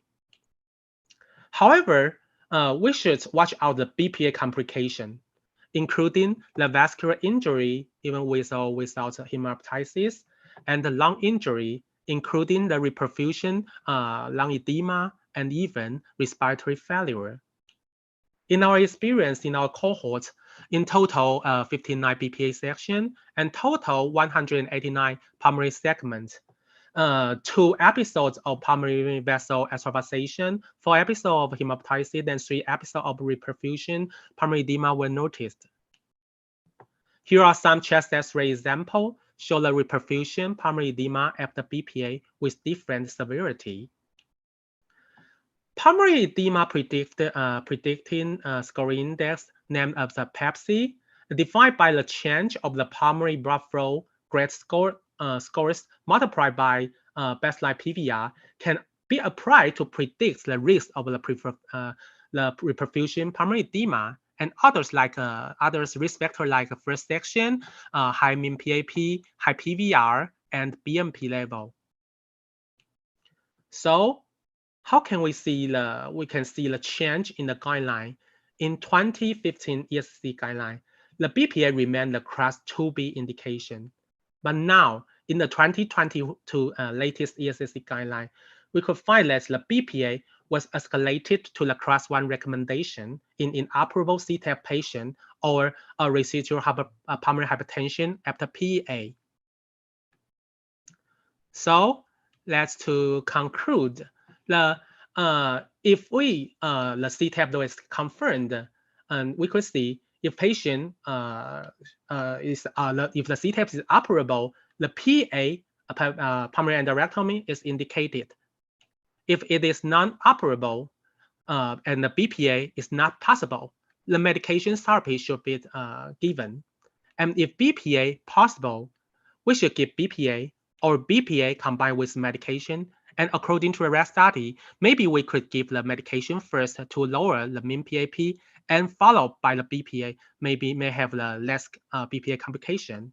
And if it had a mixed type, maybe we could give the PA with BPA combination therapy for the patient. Oh, so this is thanks for your attention, and this is my presentation for the multi-modality therapy in CTEPH patient. Thank you. Okay, thank you for your very concise and a clear speech. Because of a time limit, and we have a lot of a lack of the time, so we will keep your question to the next the last Q&A section. So okay. Let's move to the last session of the speech. Please, Dr. Mungun. Yeah. Thank you very much. So next, we would like to invite Dr. Masaru Hatano from Japan. He's the Associate Professor from the Department of Advanced Medical Center for Heart Failure, University of Tokyo. He will be speaking about lung transplantation in progressive unresponsive pulmonary arterial hypertension, group 1, and pulmonary hypertension associated with lung diseases or chronic thromboembolism. Criteria, listing, and therapeutic experience. Please welcome Dr. I'm Masaru Hatano from Tokyo University. I'm now in airport land, so I cannot speak loud. So please share this my previous recorded slide, please.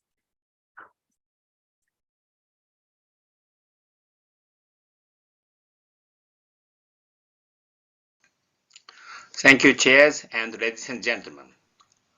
I'm Masaru Hatano from Tokyo University. It is a great honor for me to make a presentation at this APSC crowd webinar. Today, I will talk about lung transplantation in patients with pulmonary hypertension.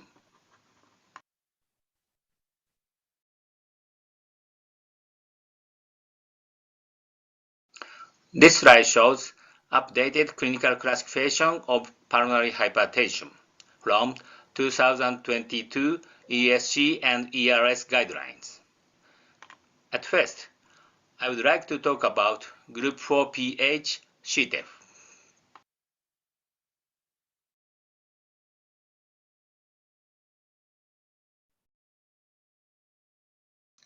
As you know, CTEPH was a disease with a poor prognosis until the early 2000s. Pulmonary endarterectomy has been performed for central type of CTEPH since 1990s. On the other hand, lung transplantation was required for patients who were not eligible for PEA.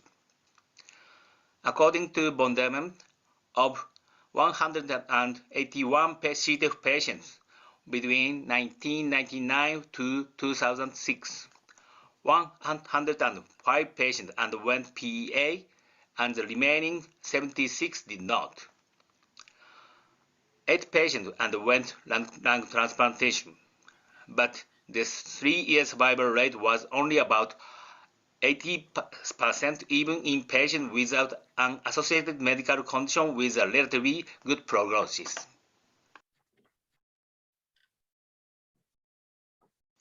However, from 15 years ago, BPA became widely used around the world, mainly in Japan. The number of BPA is increasing year by year. We performed about 500 sessions of BPA to 83 patients with CTEPH in Tokyo University. Hemodynamic parameters dramatically improved, and pulmonary artery pressure became almost normal after BPA.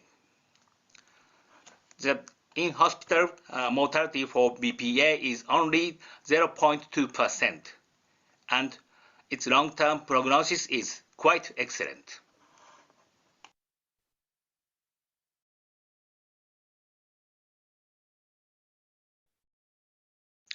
This slide shows the long-term outcome of CTEPH from a Japanese prospective cohort.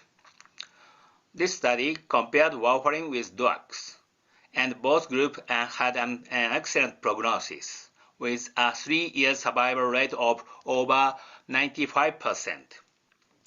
Of course, no one needed a lung transplantation. CTEPH is no longer a disease that requires a lung transplantation.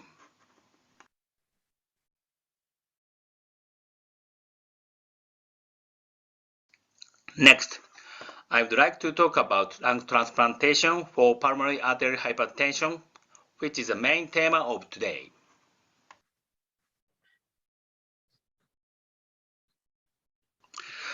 This slide shows the latest treatment algorithm for PAH.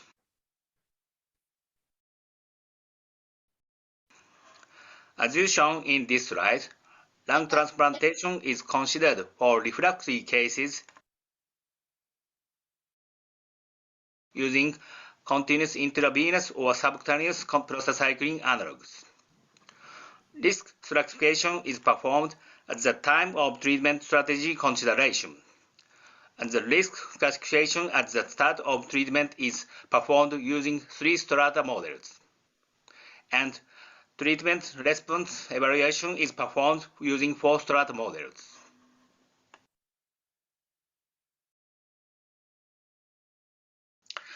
This slide shows risk classification by 3-strata model.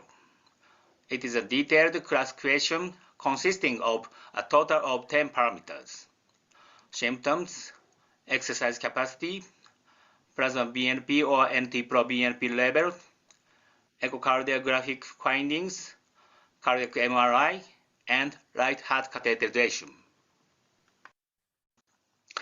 On the other hand, the 4-strata model risk classification consists of only 4 parameters: which is very simple and can be evaluated repeatedly. The current ESC and ERS guidelines recommended potentially eligible candidates are referred for lung transplantation evaluation when they have an inadequate response to oral combination therapy, indicated by intermediate, high, or high risk, and recommend to list a patient for lung transplantation who present with a high risk of death despite receiving optimized medical therapy, including subcutaneous or intravenous prostacyclin analogs.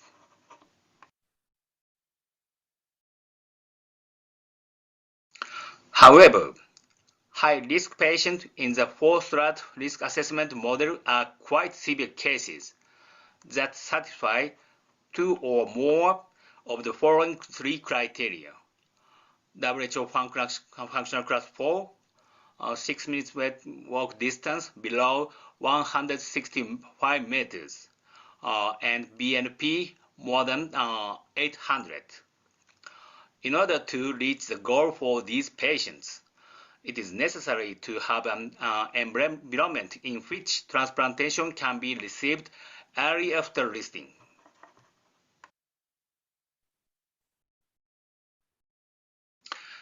As a practical matter, the environment surrounding transplantation greatly differs from region to region. In European countries, with a population of about 500 million, more than 2,000 patients can receive lung transplantation per year. However, the organization situation in Asia is very different from that in Europe and the United States. The United States has the highest number of donors per million population at more than 38. But the number of Asian countries is low, with South Korea having the largest number at 8.68 and Japan at only 0.99.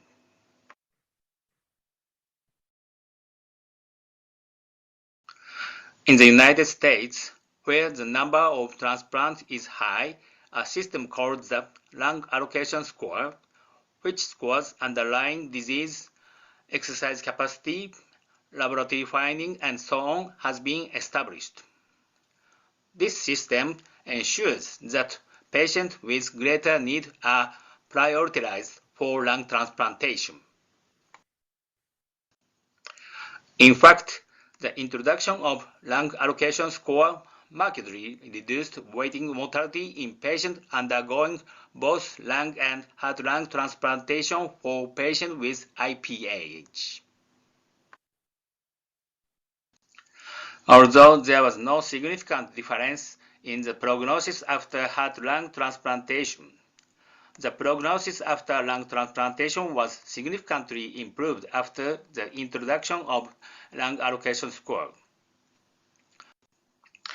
As for the actual situation of transplantation in Japan, only 3 cases of heart-lung transplantation have been carried out, and living lung transplantation is still being carried out at present due to a serious shortage of brain-dead donors. On the other hand, the prognosis after lung transplantation is good, with a 5-year survival rate of about 75% for both living donor and brain-dead transplants. However, the number of transplantation is extremely small. In European countries, with a population of 500 million, more than 2,000 lung transplantations are performed per year, whereas the number of lung transplantations has remained below 100 per year in Japan. The situation is the same at the University of Tokyo, which is one of the largest lung transplant facilities in Japan, and the number of listed patients continues to exceed the number of transplantation.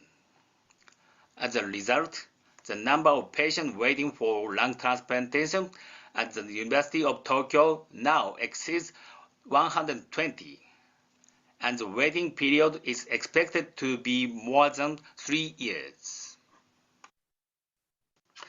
The current criteria for lung transplantation waiting list registration in Japan adopt the 2015 ISHLT guidelines. However, as with the 2022 ESC and ERS guidelines, considering the extremely long waiting period for transplantation in Japan, it would be too late to enroll if this criterion was fulfilled.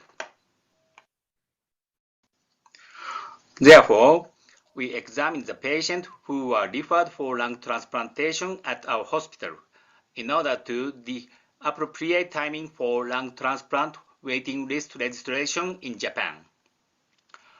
From May 2014 to December 2021, of the 59 patients who were referred for lung transplantation at our hospital, excluding patients with insufficient data or right-to-left shunt, 52 patient backgrounds were reviewed. The left panel shows the risk classification of patients using the 3-strat model, and the right panel shows the classification using the 4-strat model. In both classifications, only a very small number of people are classified as a high risk. And although there is no doubt that these patients need transplantation, it seems too late to list them after they became high risk. This slide shows survival analysis of the cohort stratified 3-strat model, 4-strat model, and modified risk assessment. As you see in this slide, modified risk assessment clearly defined the poor prognosis group.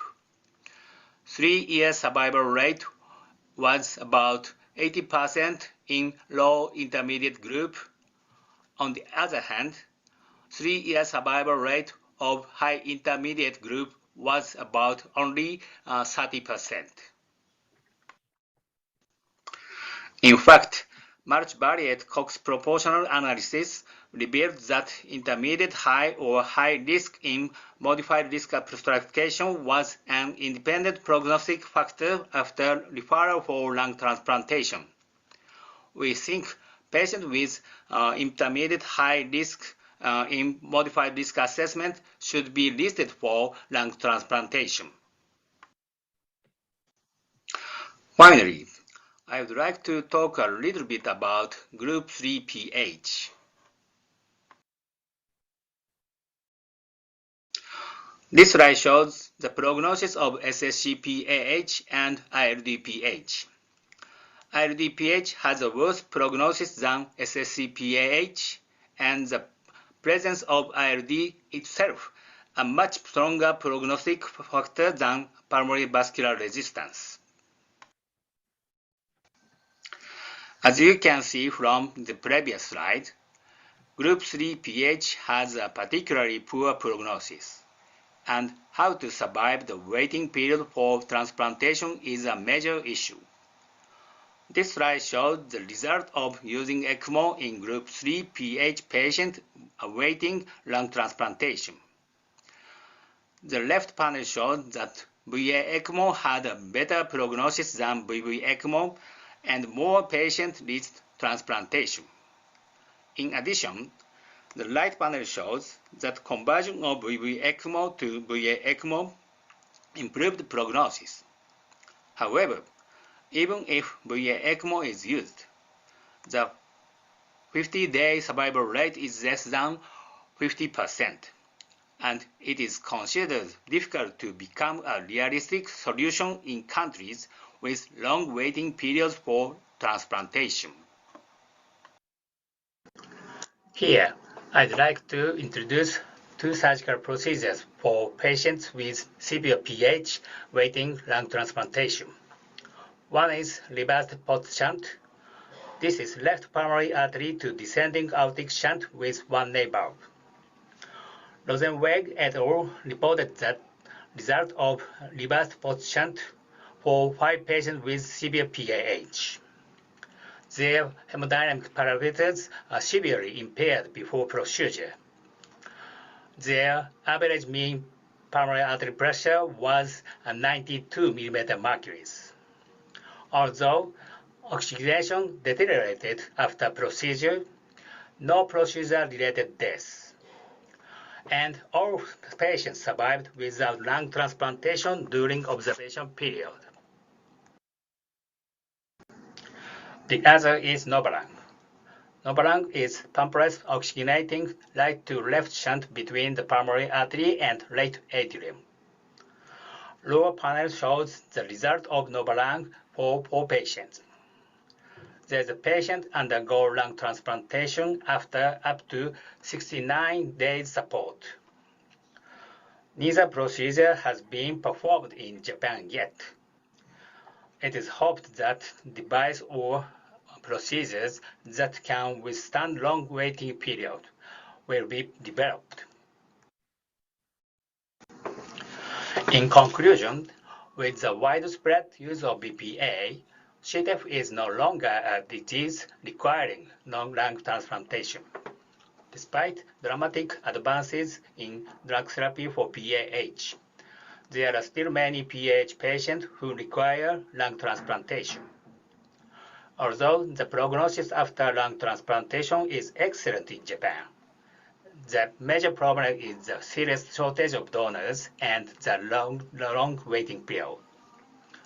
It is necessary to consider when to register patients with pulmonary hypertension as waiting list for transplantation according to the circumstances of transplantation in each country. Group 3 PH has a particularly poor prognosis, and how to manage the period until transplantation is an issue for future study. Thank you for your attention.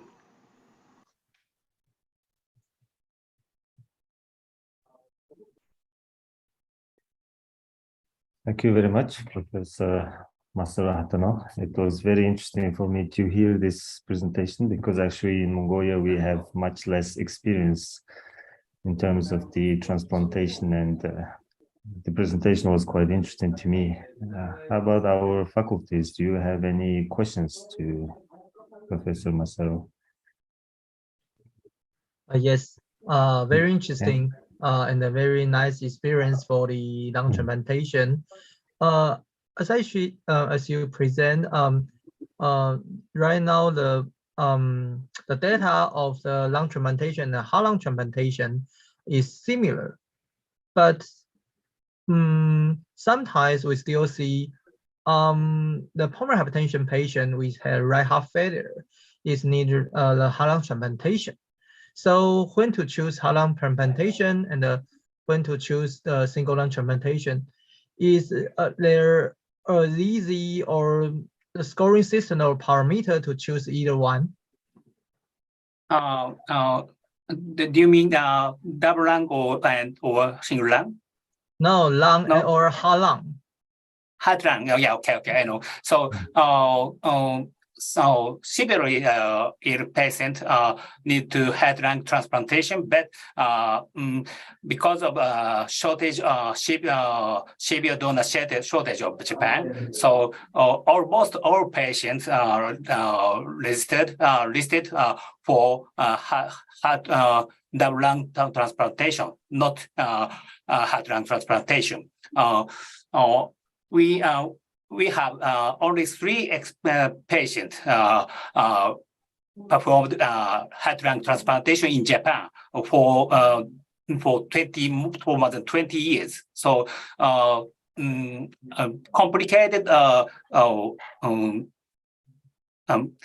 simple such as ASD or VSD. So such patients with Eisenmenger syndrome, received lung transplantation and had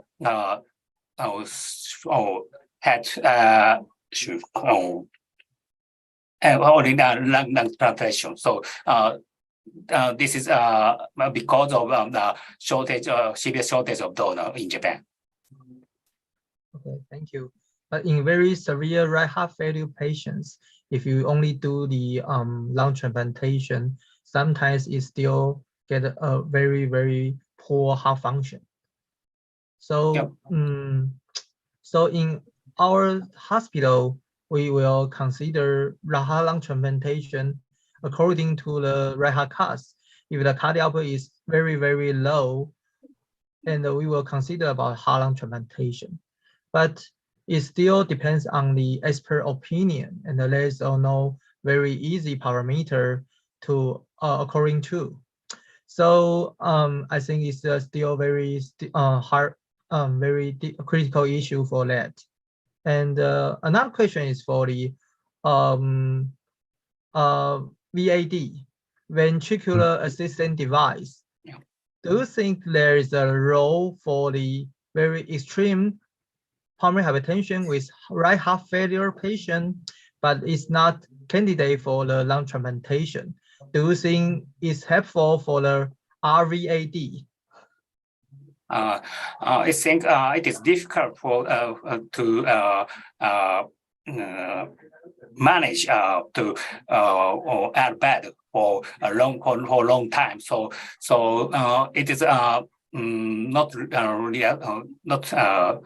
realistic. So I recommend central ECMO. You know. Central ECMO can use the long term.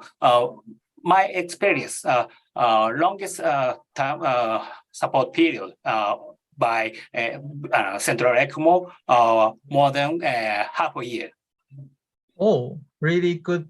Yeah. Experience. Because we also use the central ECMO for the severe pulmonary hypertension, but the data is not so good. Yeah. So sometimes we will think to shift to the long-term device, and the LVAD is very good for the systolic heart failure. So we think maybe probably the RVAD still works, but we don't know. We don't know. Yeah. And the question for another speaker, Dr. Chen, because you have to point out the data of the REST study, probably the when the pulmonary pressure is high in CTEPH patient, you can use the drug first. And in the Japan study, the MRPPA study, they don't use the drug first. So what do you think? Which kind of patient we have to use the medication first, or is no difference? If your procedure skill is very good, you can just do the PPA first. Thanks for Dr. Lin's question. This is very important, and I think the firstly, these two trials is quite different because the trial in Japan, they just compare the BPA and the riociguat, but in the REST study, they have the very spatial designs. They just add the riociguat to the BPA group and the BPA to a riociguat group to compare which first. But in Japan study, they can answer this question. So this is the first point. And in the second point, I want to say that which patient should receive the medication first. I think now, at least now, no any trial can give the definite answer. But in my opinion, I think that if you feel it's a PAP is very high, like very severe pulmonary hypertension, maybe we can just add the riociguat maybe 3 to 6 months to lower their PAP first, and also we could see that some patient even can the symptom very severe, so we can just use the medication to soften their symptom and just let them more comfort to receive the BPA. I think it's more good practice. But as your question, what kind of patient or the cut points of mean PAP or cut points of PVR should we use medication for? I think until now we have no definite answer. Thank you. Yeah, so I think the may I have concept. some thoughts about the PAH therapy in BPA? Pardon? I would like to share my thought about the PAH drug on BPA. Sure, please. Sure. Okay. I perform BPA also here in Khon Kaen in Thailand. So, and in my personal idea, I think because of the pH drug, we can have in my situation, we can afford the PDE5 inhibitor with a affordable cost. It's not so expensive, and you can say that in the patient with not very high PA pressure, the risk of the lung injury is not high. Yes, it's correct. But if it occurs during the procedure, it could make some troubles. So for my thought, I would say the pH drug is okay. We can give at least monotherapy. The price is affordable, and the risk of the drug is not high. So for me, if the patient have a considerably high mean PAP, let's say above 30, I would consider empiric therapy with PD5. Unluckily, we don't have the Rosquat in Thailand available. So I will start the PD5 meter in about 2 or 3 months later, and then we schedule for BPA. Do you use the PDE5 inhibitor in CTEPH patient, or you use the Rosquat? I use PD5 inhibitors. We don't have Rosquat in Thailand. It's not available here. Oh, really? Oh, wow. Yes, but it's fine. It's fine. Okay, I see. Yeah, but I think in the ERS guideline, ESC guideline, they say in the CTEPH patient, if you have a high pulmonary resistance or pulmonary high pressure, recommendation is you use the medication first, then the PBA. But if the pressure is low, I think it depends on the doctor or operator. I think either one is okay. Yeah, just make you and the patient comfortable is okay.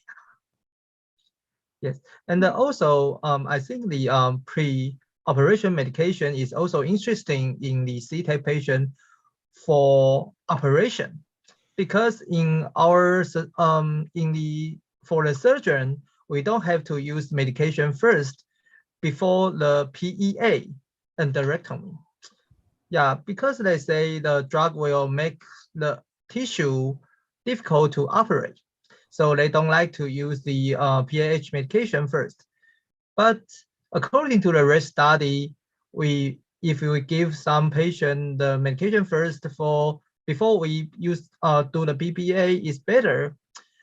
I was just wondering if we do the PEA before the procedure, we use the Rosquat first or 2 or 3 months, it would be better for the perioperative risk prevention. But I think this the question can I ask Dr. Hatano, because maybe you are only the surgeon in the in this webcast. I think some surgeons prefer introduction of Rosquat before PEA, but it depends on the surgeon. So in a severe case, PEA or BPA before PEA or BPA, also severely reduce the cardiac output. So cases. So I recommend Rosquat so before PA or BPA, because Rosquat is much more power. So to increase the cardiac outputs. So I recommend for severe cases reduce cardiac output severely decreased. Yeah. I remember there is a study, randomized study, to compare the preoperative Rosquat and the placebo for the operation, for the PE operation, but I still don't know the result. It's already maybe 4 or 5 years. I don't know what happened for the trial. Yeah, so for the other faculty, is there any problem for the speakers?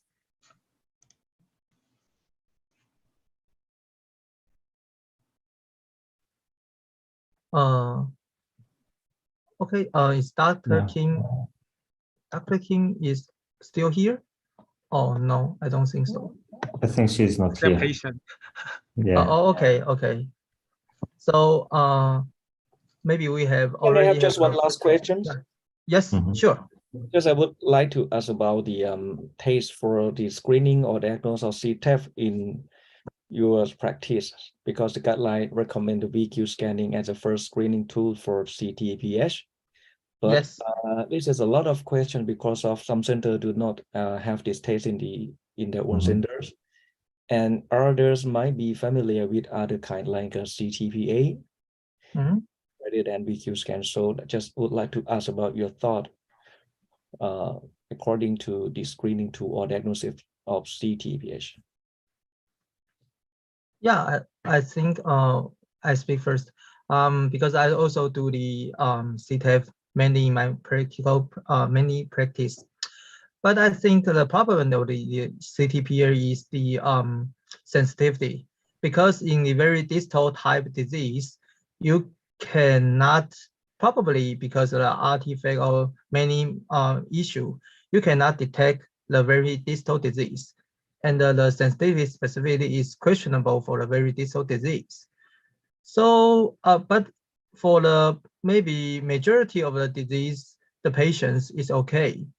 And also, if you don't have the VQ scan, we sometimes we are trying to do some special CT for the recommendation that some CT had the perfusion, like the perfusion the function. We can estimate the perfusion. Yeah. So probably you can also ask your colleague in radiology, do they have also the perfusion function of the CT? Yeah, CT angiography. Yeah. But I think still we still do the VQ scan as the first screen tool. I think it's because it's very sensitive, but because it's too sensitive, so sometimes we have still we will see there is a positive VQ scan, but it's not CTEPH. Yeah, it has a very high sensitivity, but the specificity, especially in the some small multiple non-segmental perfusion defect, is sometimes usual for the other type of pulmonary hypertension. Yeah, so you have to very carefully interpret the result of the perfusion scan.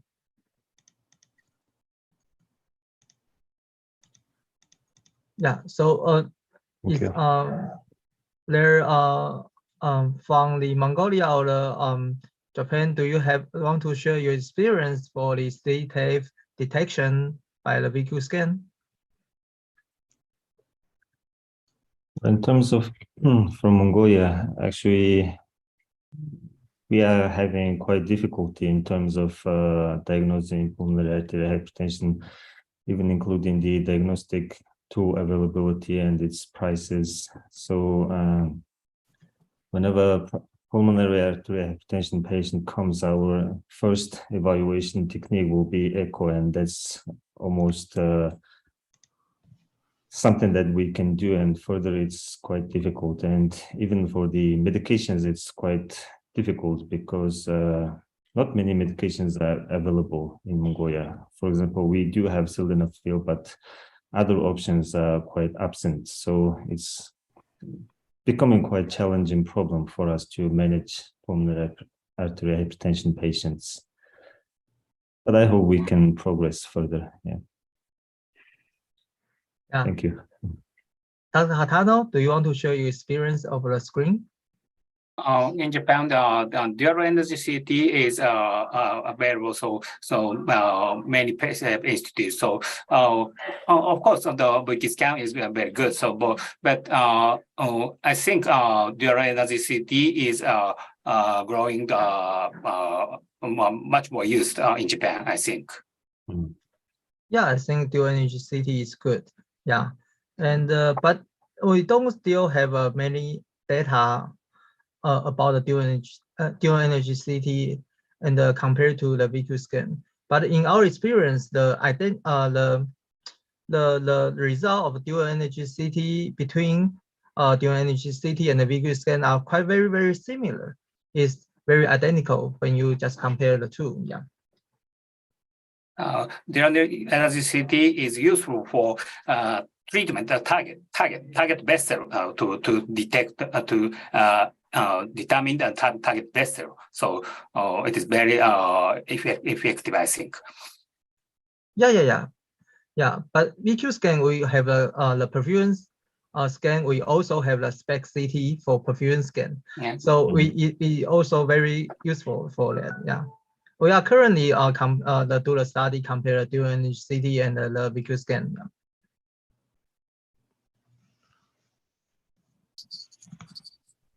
Okay, I think the time is up, and I have 2 minutes for the closing remark. And I'm very happy to talk with so many experts and the chairperson. And we have the 5 topics here. The first, we have the Dr. Nyamsuren for the update diagnosis and the classification for the pulmonary hypertension. Then we have Dr. Pussadhamma for the risk stratification and the combination or the monotherapy for the how to treat the patients. I think it's very important, but I think it's very depend on the insurance recover. Yeah, the coverage of insurance. And then we have the Dr. King for the treatment of very special entity of the disease, the adult congenital heart disease. I think it's still very difficult to approach, and it's still very much work we can handle that.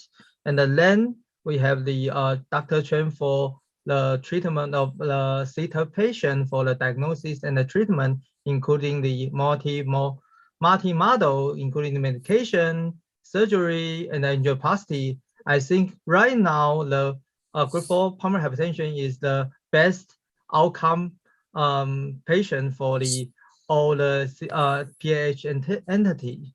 And the last we have the Dr. Hatano. They talk about the lung transplantation current strategy and the current the development of the lung transplantation for the group 1, group 3, and the group 4 patients. And we know the group 4 PAH patients, we already no need for the lung transplantation, but we still have to work, and we have to do the pulmonary the group 1 and the group 3 pulmonary hypertension. So and the last, I want to have a great thank for the organizing committee of APSC Cloud webinar, especially Professor Junyi Lin, for organizing such a good committee for us to talk about the current treatment of the pulmonary hypertension. And I think that this will help the member of the APSC for dealing and the treatment their patient very much. Thank you. Thank you. Thank you all. Thank you for all your contribution. Thank you. Yeah, thank you. And thank you all the speakers. Thank you. Yeah. Thank you. Thank you. And I'll see you next time. Okay. So see you. Goodbye. See you. Everyone. Bye. Okay. Goodbye. Bye. Bye. Bye. Bye.